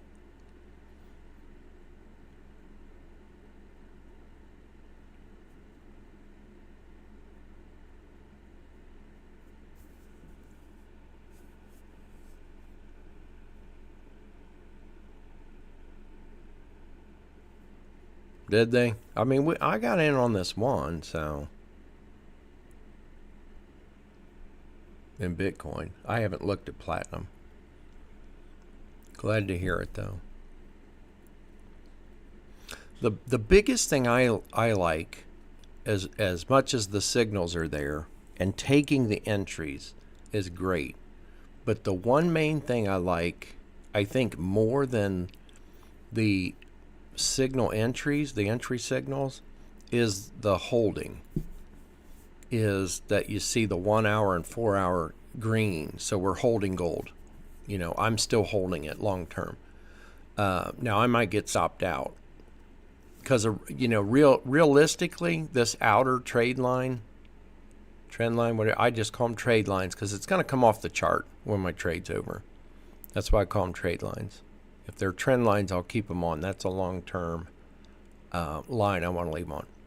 So I full well know that my stop, in order for this trade line to hold, this outer non-aggressive trade line, if that holds up, if it pulls back deeper, my stop's in the way, right? I'm going to get stopped out.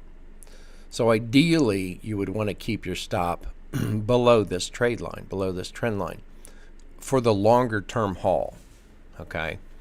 And so I know I moved it aggressive, and I know if it drops, it's going to stop me out, and I'm fine with that because I'm looking to lock in the money for the day. I'm not looking for to hold this overall longer. So, but it is something that we're taking the day trades, and if you can leave runner on, and that runner turns into a trade that goes for a day. I've had it go for a day, 2 days, 3 days, 2 months, 3 weeks, 4 months, and especially with the Forex trades. I've had several of those that are longer term, but I've had Bitcoin trades last year that went several weeks. So I was in some trades. I don't know what my longest trade was. I don't know, guys, what my longest trade was last year. I'd have to look back. But that's the goal. If you can get into a trade off of our day trading and let it go, and it goes, and it goes, gold has done what? Gold consistently makes higher highs. I mean, it breaks all-time highs. What does Bitcoin do? Typically, all-time highs, right? So that being said, what is the best direction for a position trader? One that's going to just buy Bitcoin and hold for a year is to buy. Now, they might suffer through on a dip if it pulls back. So we're in here day trading that, right? I just traded that pullback. Okay? Someone that was buying for position in Bitcoin to hold. They want to buy Bitcoin. They want to hold it for a couple years. They throw in 10 grand, they're going to hold for a couple of years. Well, it might be down right now. Okay, to 7 grand, 8 grand, 6 grand. I don't know, but it's down on a pullback. We're trading the pullback because we're day traders. So we're getting in short. How is it going to keep moving short? I don't know. All I know is right now, the 15-minute, 1 hour, 4 hour are all red. So I'm going to stay with that. I'm going to hold my short. If it goes short for the next couple days, if I leave my stop here and it goes short the rest of the day, I might be able to move my stop, break even. I could just let that go. Let it go. And if it goes short for the next couple days, guess what? I'm in it. I don't have to jump back in. And then you end up with that trade going like the platinum trade I'm in. When, I don't even remember what day I took that. Someone might have to refresh my memory. Let's see.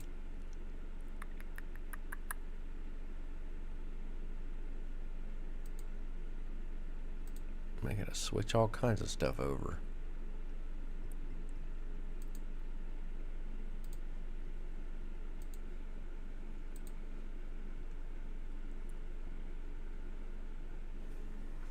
Yeah.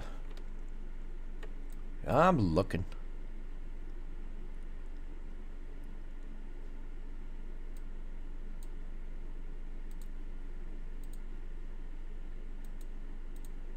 But that is the ultimate goal.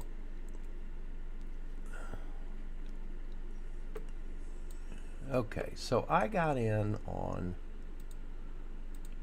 that right there. I sold 5 at 9:36 Friday. So this was Friday morning. So at 9:36 a.m. Eastern Friday morning, I sold 5 on platinum. I closed 3 at 10:18. So not even an hour, and I closed 3 on the big drop. And then I held the other 2, and I'm still in the other 2. So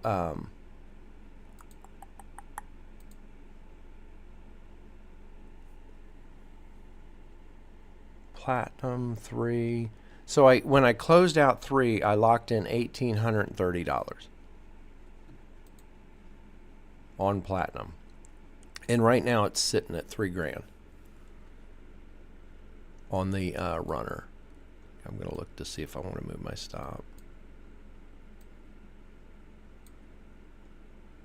Oh yeah, and see, I'm glad I didn't move my stop on. It had a drop down and then a hellacious pullback back to where it was. I'll show that later, but so I never moved my stop. I moved my stop to 1018.6 on platinum, and it had a push, another big push down, and then I left my stop there, and that big push down ended Monday at 10 in the morning was that push. So all day from 10 o'clock Monday, it pushed up and back and hit that, kind of made a double bottom Monday afternoon. And then last night it was, or this morning at 5:30 in the morning, was back up near my stop. 3:30 is when it hit up near there. So I'm glad I left my stop where it was because I'm still holding. Now it's broken that double bottom low, but testing it. So I'm just going to leave my stop where it is.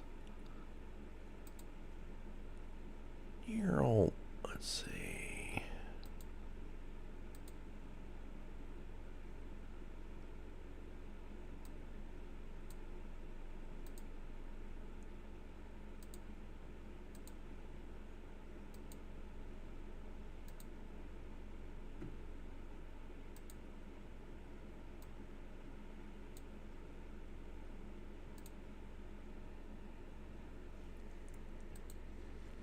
All right, so what are we doing? Bitcoin's pulled back. I left this retracement line on. I'm going to leave it. It's kind of playing with that.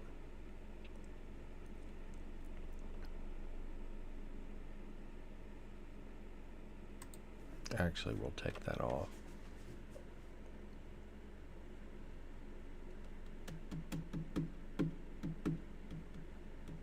Yeah, see how I told you Bitcoin's kind of going flat. Just doesn't want to push. So again, if it breaks this line right here, this high, I'm going to close.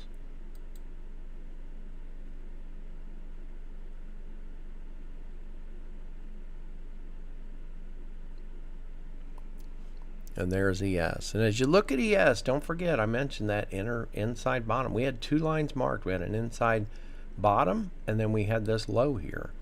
So it really respected those areas.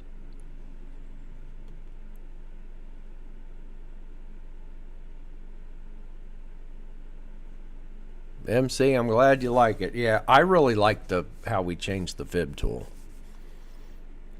I don't know why I didn't share that with you guys earlier, because I changed it on my end and was using it. And then I just kind of stopped using it.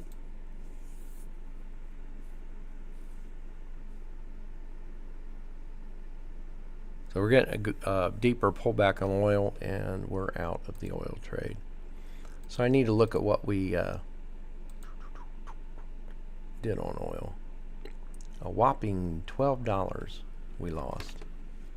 So oil was the loser for us today. We lost $42. I can live with that.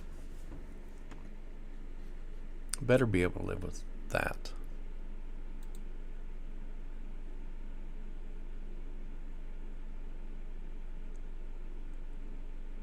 Yeah. So I like being able to,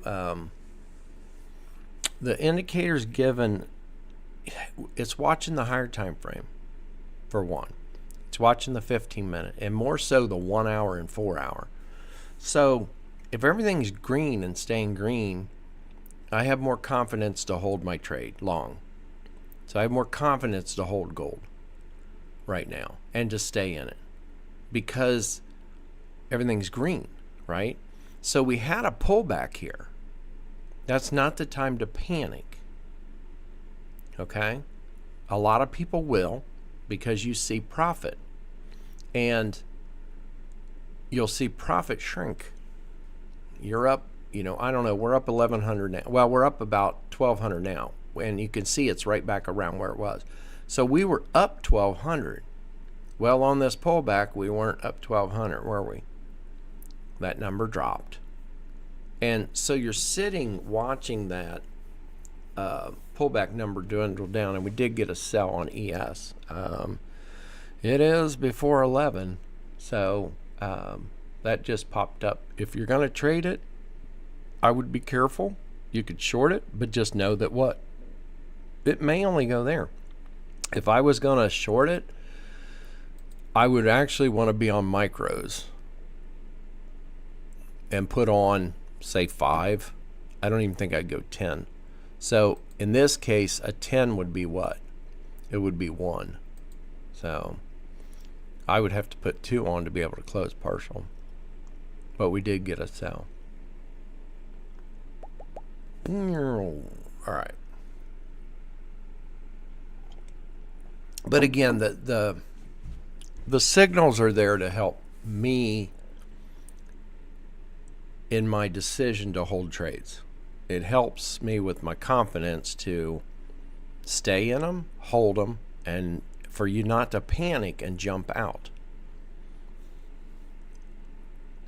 So hopefully the signal indicator will allow you to gain that, and I don't want to say confidence, I guess a reassurance to hold your trade.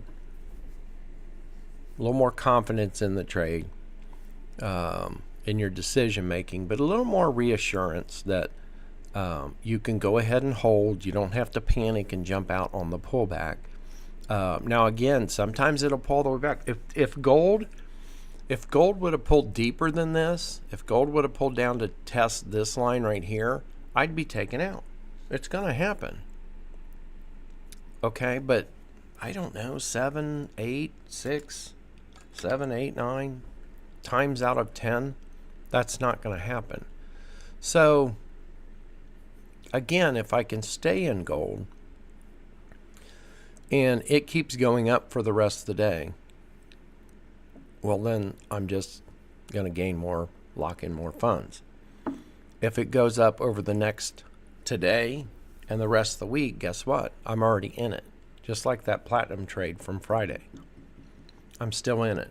And I already forgot what I told you I locked in on the, you might remember. The 3 contracts I closed on platinum. I can't even remember what it was. 1,400, 1,800. I know it was under 2. And then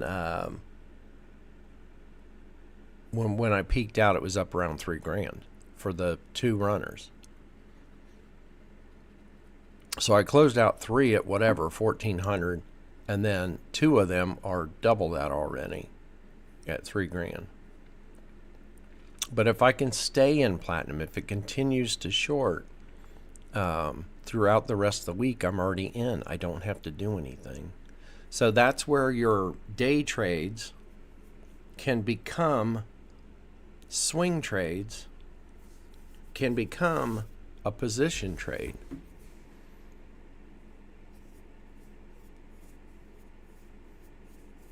Now, I used to scalp a lot back when I started.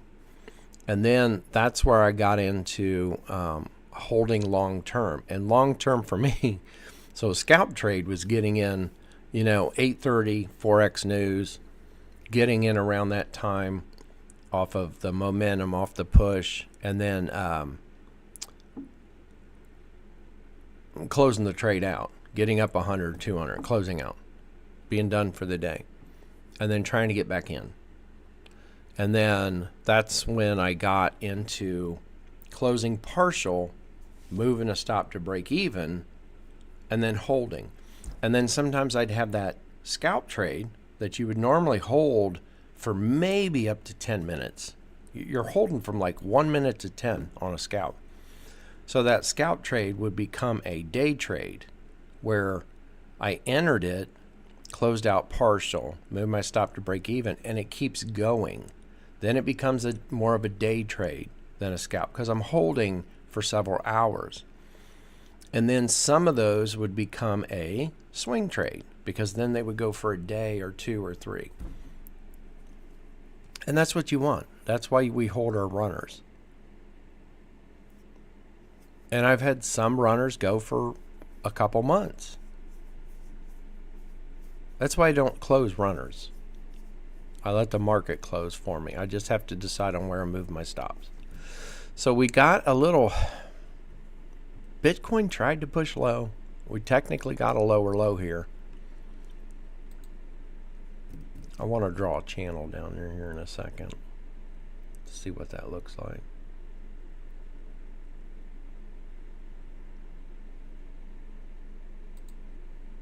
And gold's made a double top there. We just didn't want to break that high up here.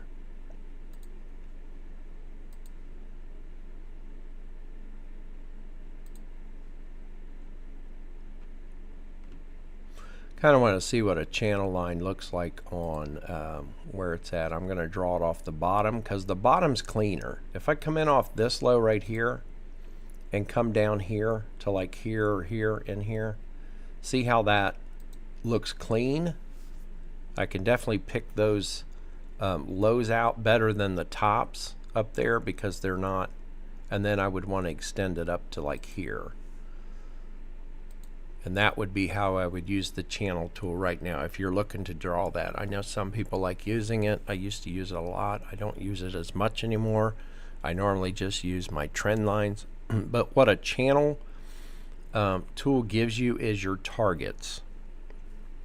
Okay, so if I would have drawn the channel tool earlier off of like this low to this low where I drew it, then on this drop right here, where did it go to? It went right to that line and touch it. So when you're using a channel tool, it's more for your pullbacks and bounces to give you, it's basically a trend line. You know, here's our down trend line or trade line. And then here, it's just a mirror image of that. It's just a mirror of that,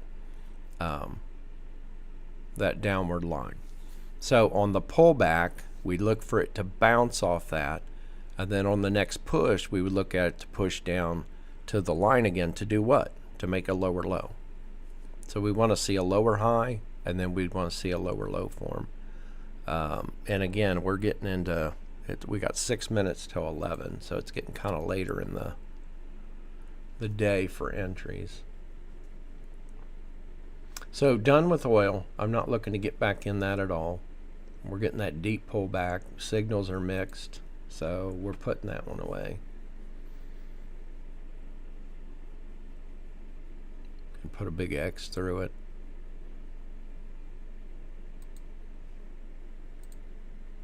There we go. We'll put a sad face because we lost on oil.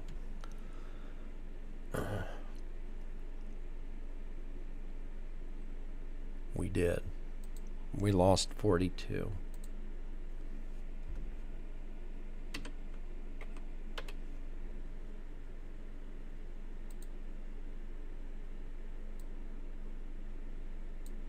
Yeah, I clicked the wrong one, didn't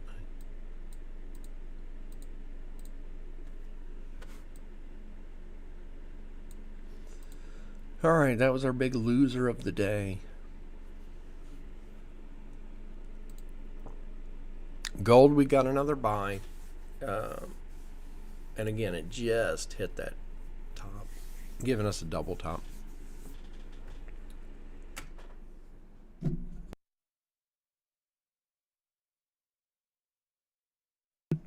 My coffee's nice and cold now.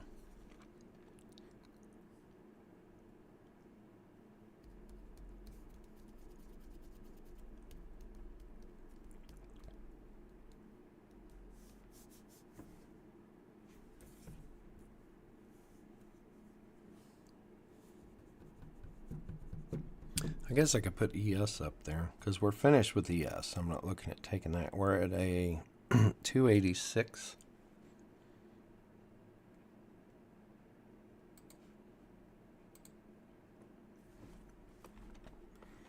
So we're positive on ES.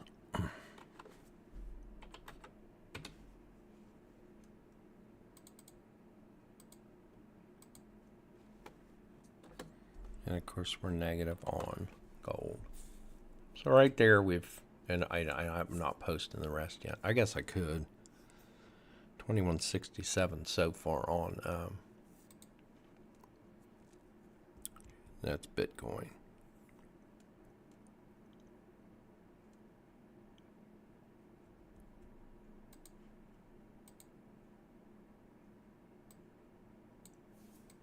So right now we're positive 2167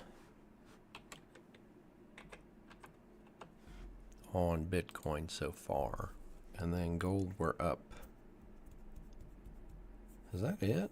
440?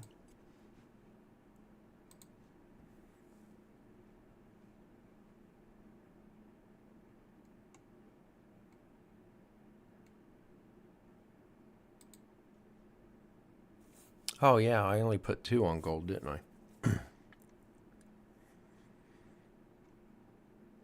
Yep. So right now we're only positive on gold.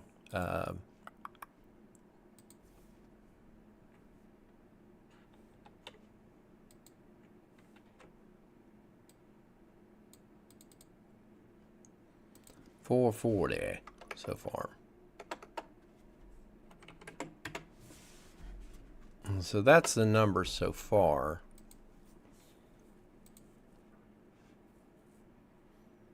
And we're done on ES and gold. Or ES and oil, sorry.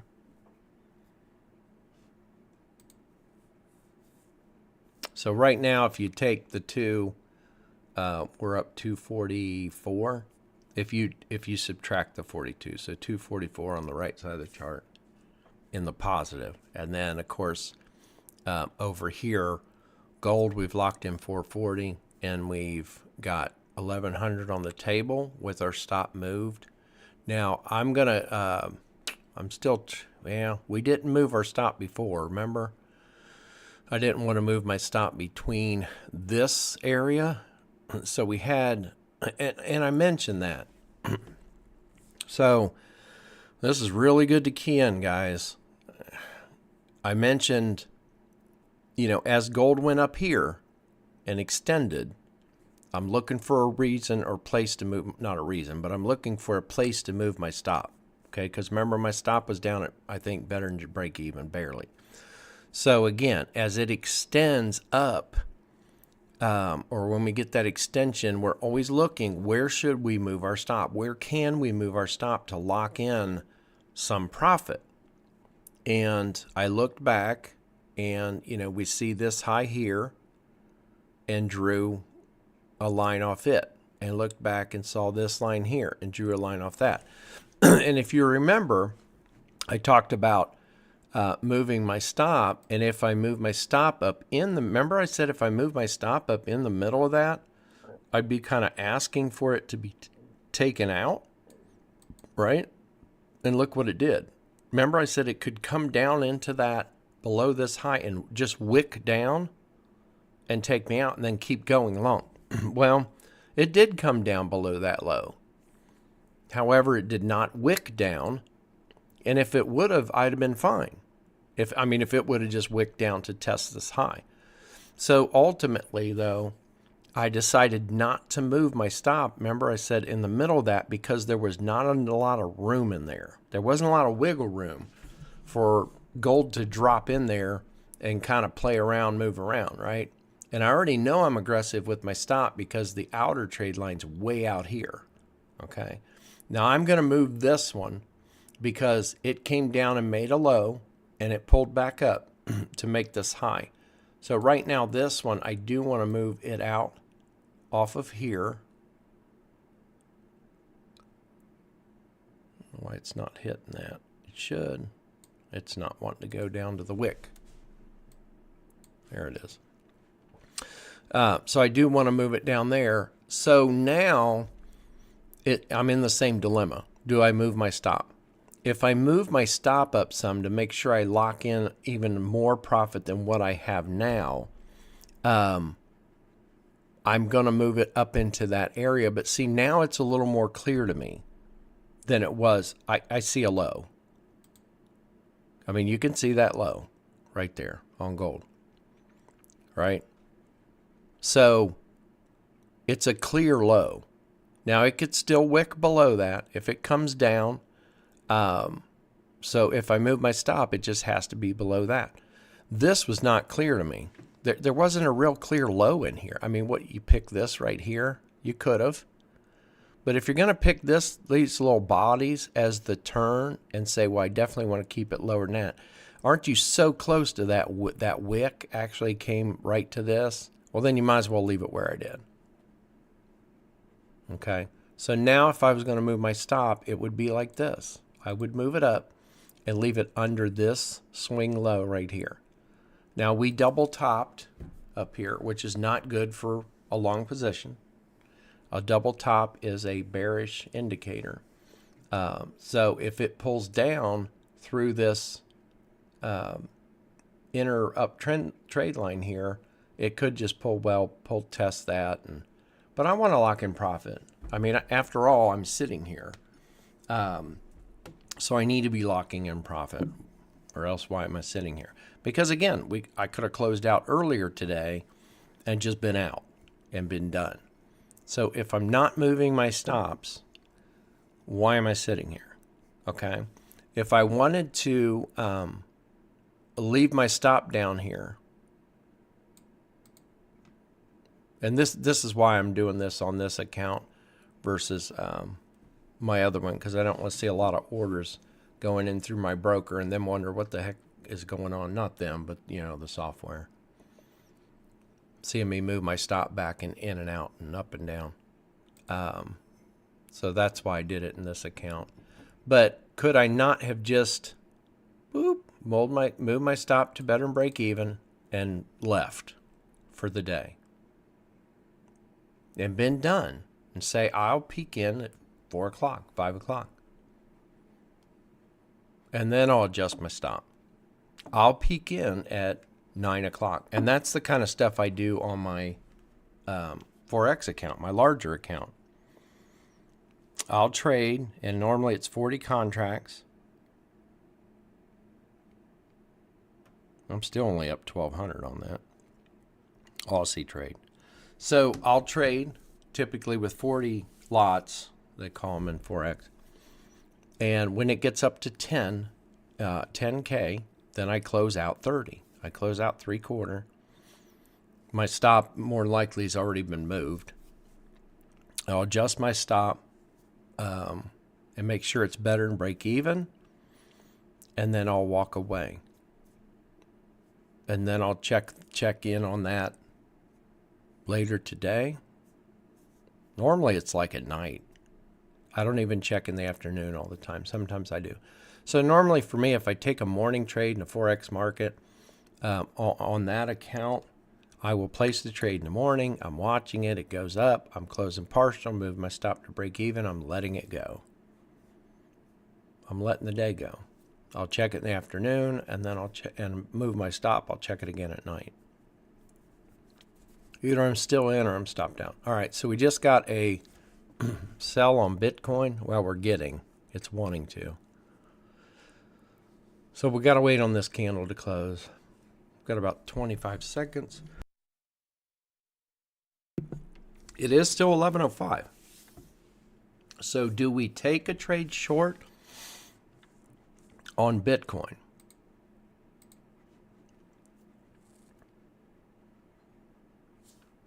Who wants to take a trade short on Bitcoin?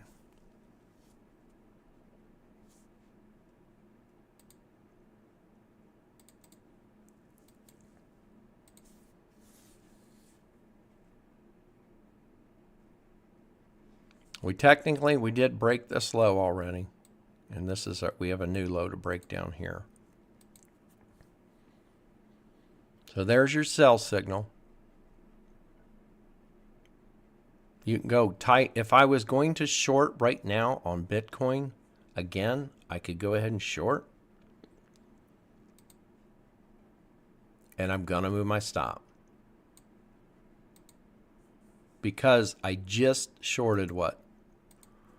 I just shorted another 10 contracts. So now I have 12 on. So we had 2 runners. Had 2 runners. Got another sell signal. We're going to go ahead and we short it. 10. I'd get ready to close off 8.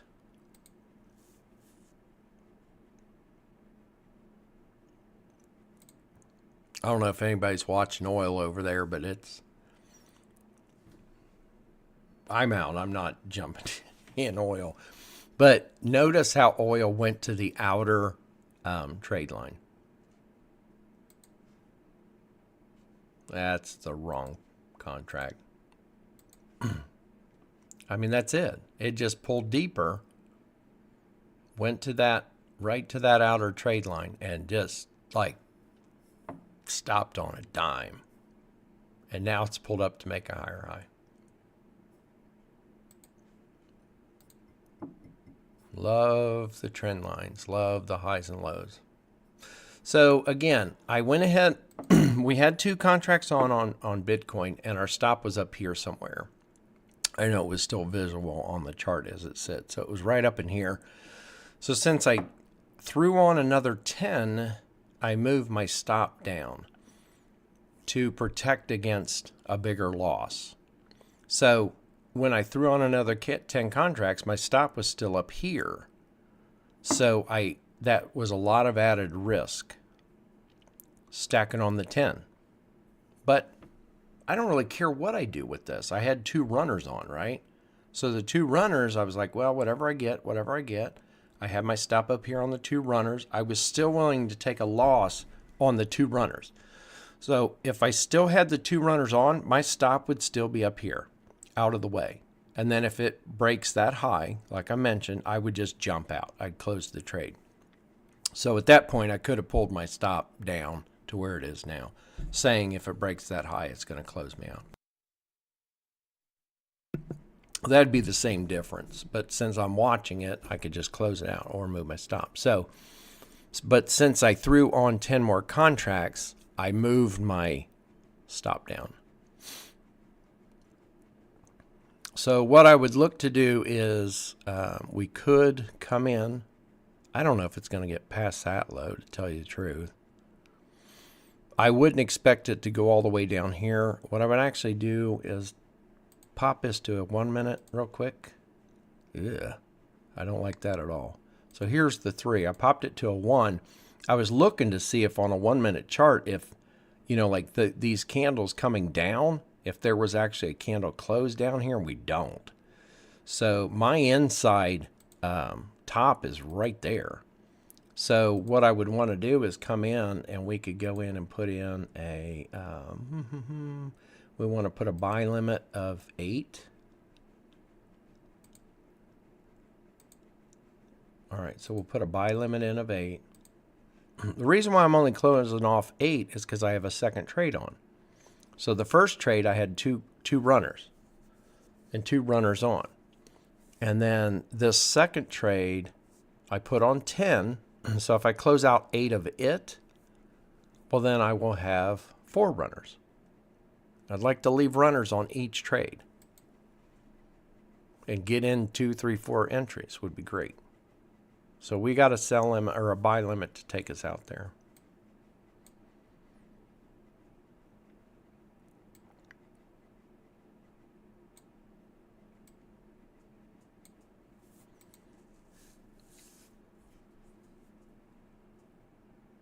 Oh, I never moved my stop back. So again, talking about gold, you can either leave your stop at a break even and say, I want one of those trades that goes a couple days. This was a day trade. We're still in it. You can leave your stop down there and go, I'd like to see if this will go till tomorrow, till tonight, end of day. Now, if you're trading through a prop firm, you can't do that. You got to close your trades out, or they'll close them for you. So in a prop firm, what you'd have to do, and I've done it before where I've had a trade on a prop firm, and at 5 o'clock the trades get closed. I always close them out manually, 4:45, and then I'd put them back on right at 6. Same trade I was in. Your order's going to move, but that's how you have to do it.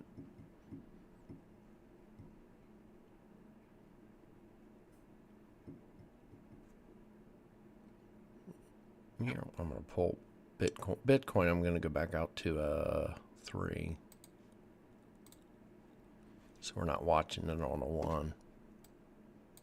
This might be a loser. We'll see what it does. So, was it a bad decision for me to enter trade short in Bitcoin? It remains to be seen. I took a signal, and I took it late in the day. So that was my only, hesitation, was taking it so late. It was after 11.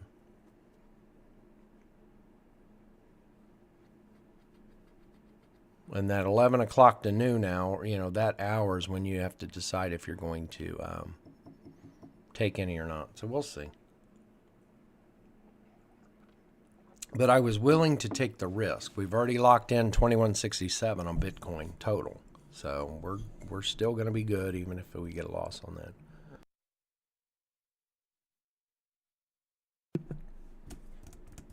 And I do have a meeting at 12, so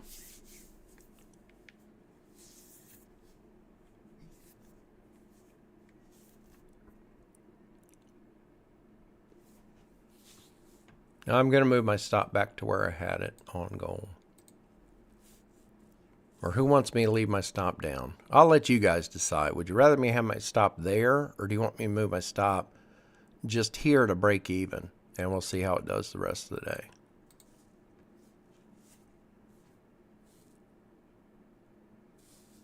And then that way you can see me. I won't leave the stream run all day, but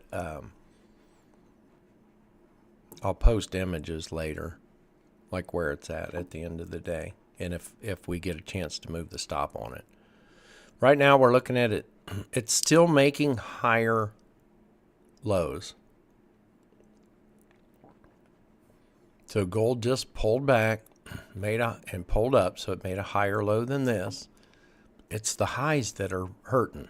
It just hasn't broken this previous high. Now I'm gonna, since we did pull back, and a 3-minute candle, I'll still include the wick. Notice how it wicked past. I am gonna move this to that wick.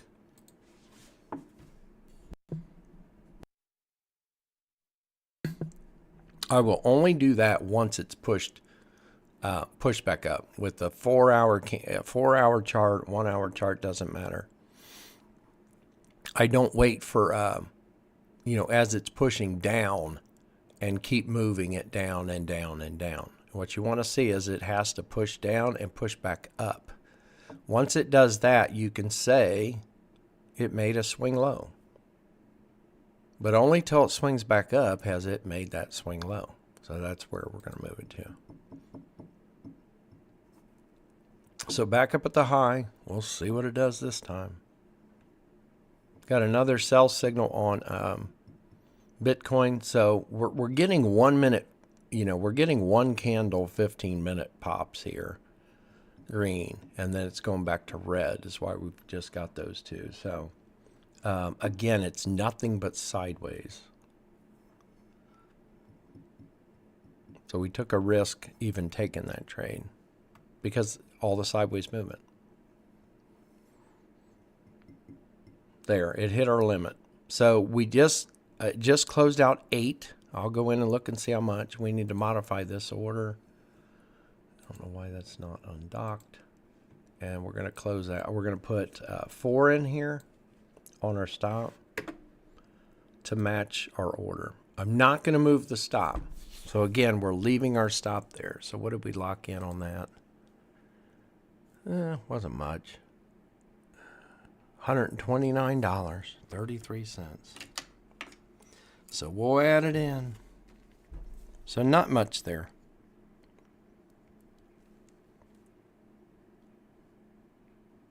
But, overall, again, we put on another 10, and I want to leave runners.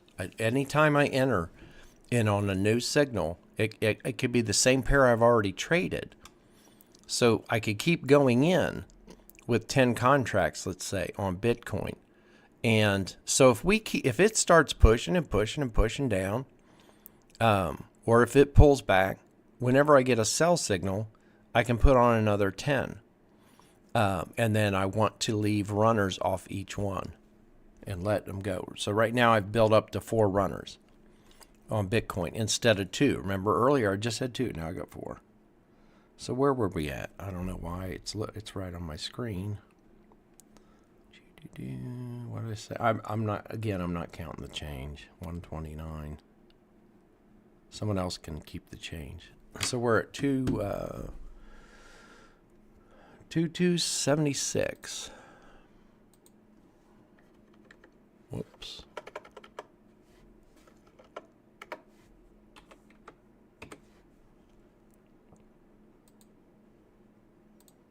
So that gave us a little extra.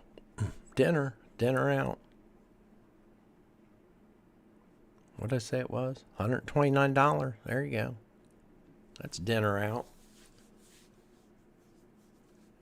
For me and the missus.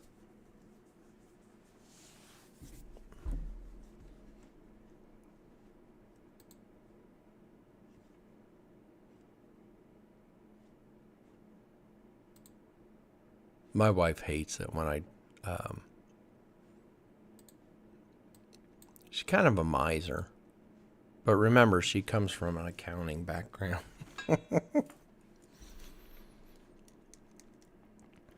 I remember the first time I took her to a restaurant, and it was a rather large bill, and she just, I could tell it bothered her. So that's something she had to get used to.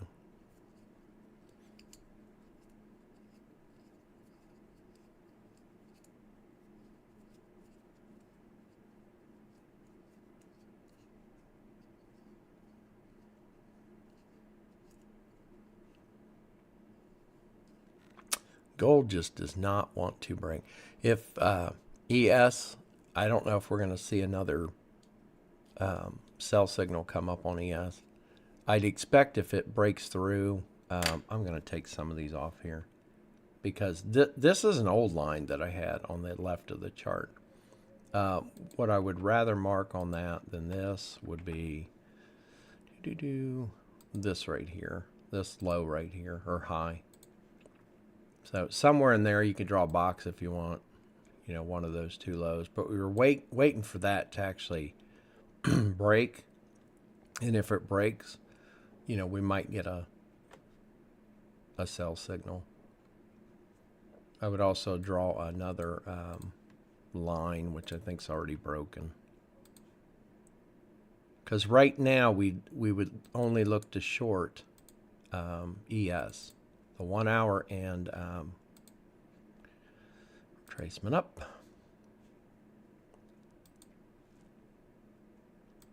Because the 1 hour and 4 hour are still red on ES.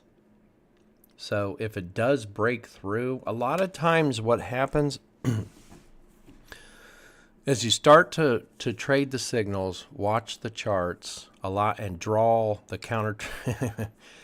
Okay, I guess it's going to happen. So I was going to say a lot of times when the instruments break these retracement lines, you're going to see signals come. And it just surprised me at how often that I would draw a retracement line and we would get a signal. That it would provide a signal on the trend line break. All right, it just broke. I'm on a 1 minute now. So if I was going to take this, I would go in and sell now. I'll go ahead and do it. The stop, 2 places for stop. Either way up here or here, keeping it above this swing right here. Okay. And since it's late in the day, that's where I'd want mine. Riskier trade because it's late in the day. I'm fine with that loss with it pulling back. Now we've got, what do we got? Oh, we got 286 that we've locked in already.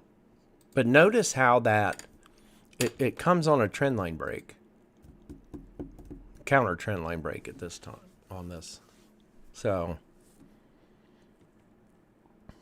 and we're out of oil.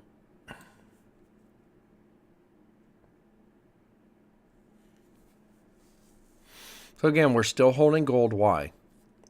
Everything's still green. I'm still going to hold. We're holding through all this. Impatiently, but we're holding. Got to learn to be patient. Bitcoin the same. So Bitcoin, we locked in another. We have 4 runners on. Look at how this candle wicked up, but our stop was out of the way. It was above this high, these highs in here. You never want to put your stop right at a wick, like a wick like this, like right at a level.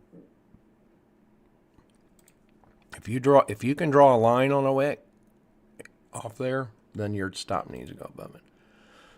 So right now it's trying to push on Bitcoin. Now I might, if Bitcoin comes down and touches the bottom of that channel that I drew on there, I might close out too. So if I'm going to do that, I'm going to load up and get ready to close 2 there. It's either that or you close or put a limit order, one of the 2. So we're up 255 on. I thought if it went, I'm going to lock in half that on ES. I'm going to close one out. It's up 225. So I locked, or 2, yeah. So I got 112 on ES. And we were at 286.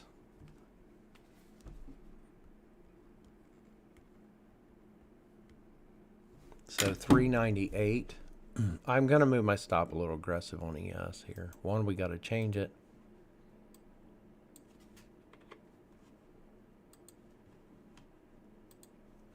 And then, what did I say? 398.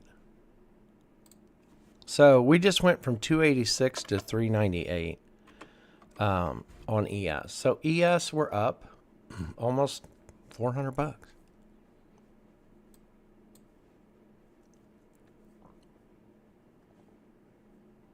And I said I was going to move my stop a little more aggressive. For me, it's right there.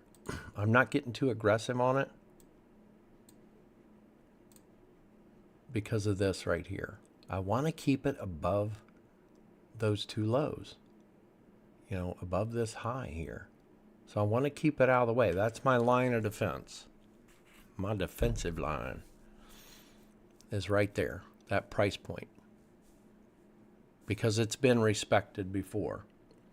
So that price point's, 61.37.50, and it was respected here, as it popped down to it. So hopefully it'll be respected. That should be your thought process. What area has been respected that I can use as my stop placement? And that area has been respected multiple times right here. So that's where I want my stop, above that. If it pulls back and stops me out, we'll see what that's not even a 1-to-1, is it?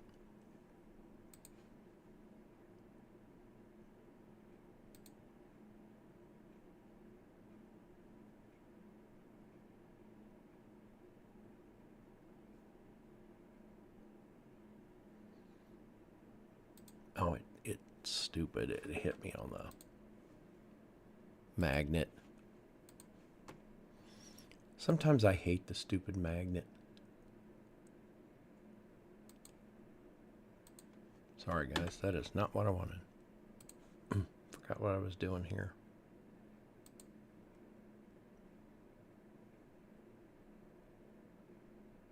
Okay, so it's almost. So I'm taking the tool to measure here. We were up, right here. I don't remember what price I closed out, but I closed out and got, so we're going to lose a little bit more back, I think, if it hits the stop.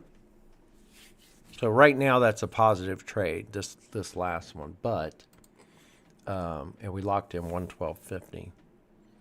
If it pulls back, then and hits our stop, I think we're going to lose. So that'll be a wash. We'll lose that back. Just got a signal on the euro.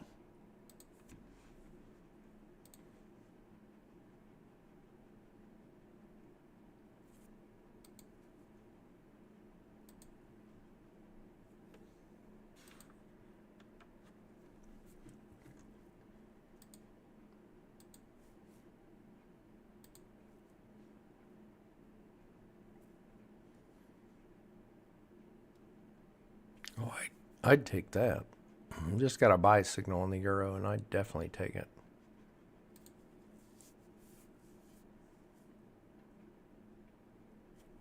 All right, we just got stopped out on ES, and that was a negative 175.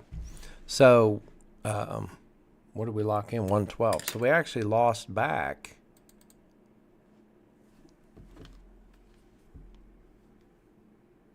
So that was so now we're at 223 instead of where we were, which was 2 something.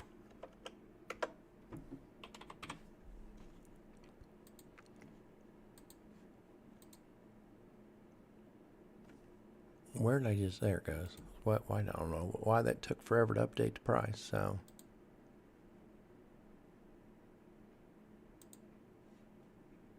So I lost back a little bit of what we had locked in originally. We lost 175, and we on the partial, we locked in 112. So we lost back another, $63 of what we had earlier. So I actually lost back some of what we had locked in on the first trade.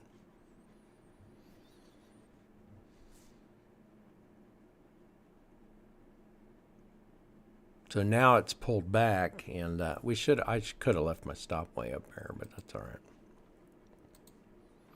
Late in the day trade, so we're not going to do that again.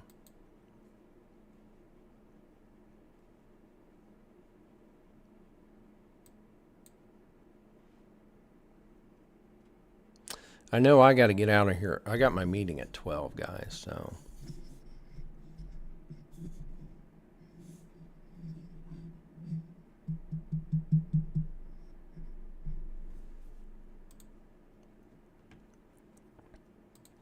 So I think I'm going to cut the stream because I got to go get ready to head out.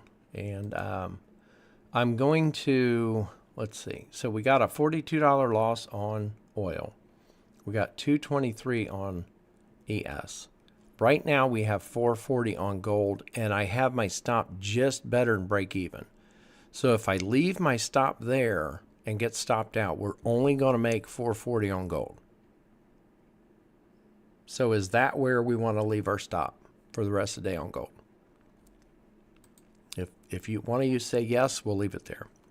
And then we've got 2276 locked in on, on Bitcoin. And our stop, we might suffer a little loss, or we will suffer a little loss against that here. All right. So we'll leave those where they're at.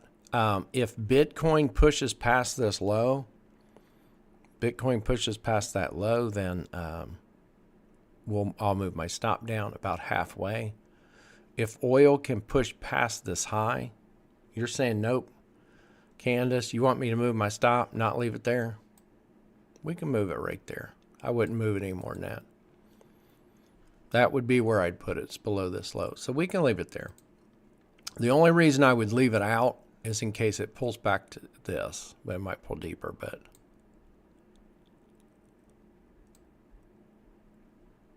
yeah, I'd move it right there. And that would be where we're going to lock in, X amount of profit here. It's not quite halfway. So right now we're up 1,200 on gold. And it's failed again to break that stinking high, right? So right now we're not quite at halfway point, I don't think. I don't believe. No. I want to, if it'll let me. I didn't want that.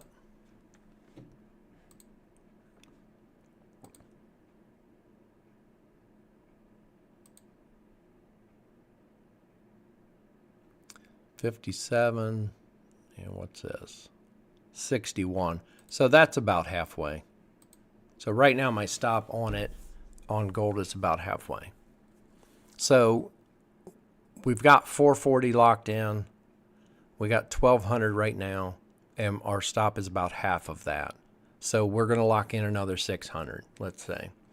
So that gives us 1,000 on gold. So worst case scenario, on the pullback, we're going to get 1,000 on gold. We got 223 on ES, negative 42 on oil, and then we've got 2276 on Bitcoin with a potential small loss. So since we're pushing past the low here, I'm going to minimize this loss a little bit and move my stop there.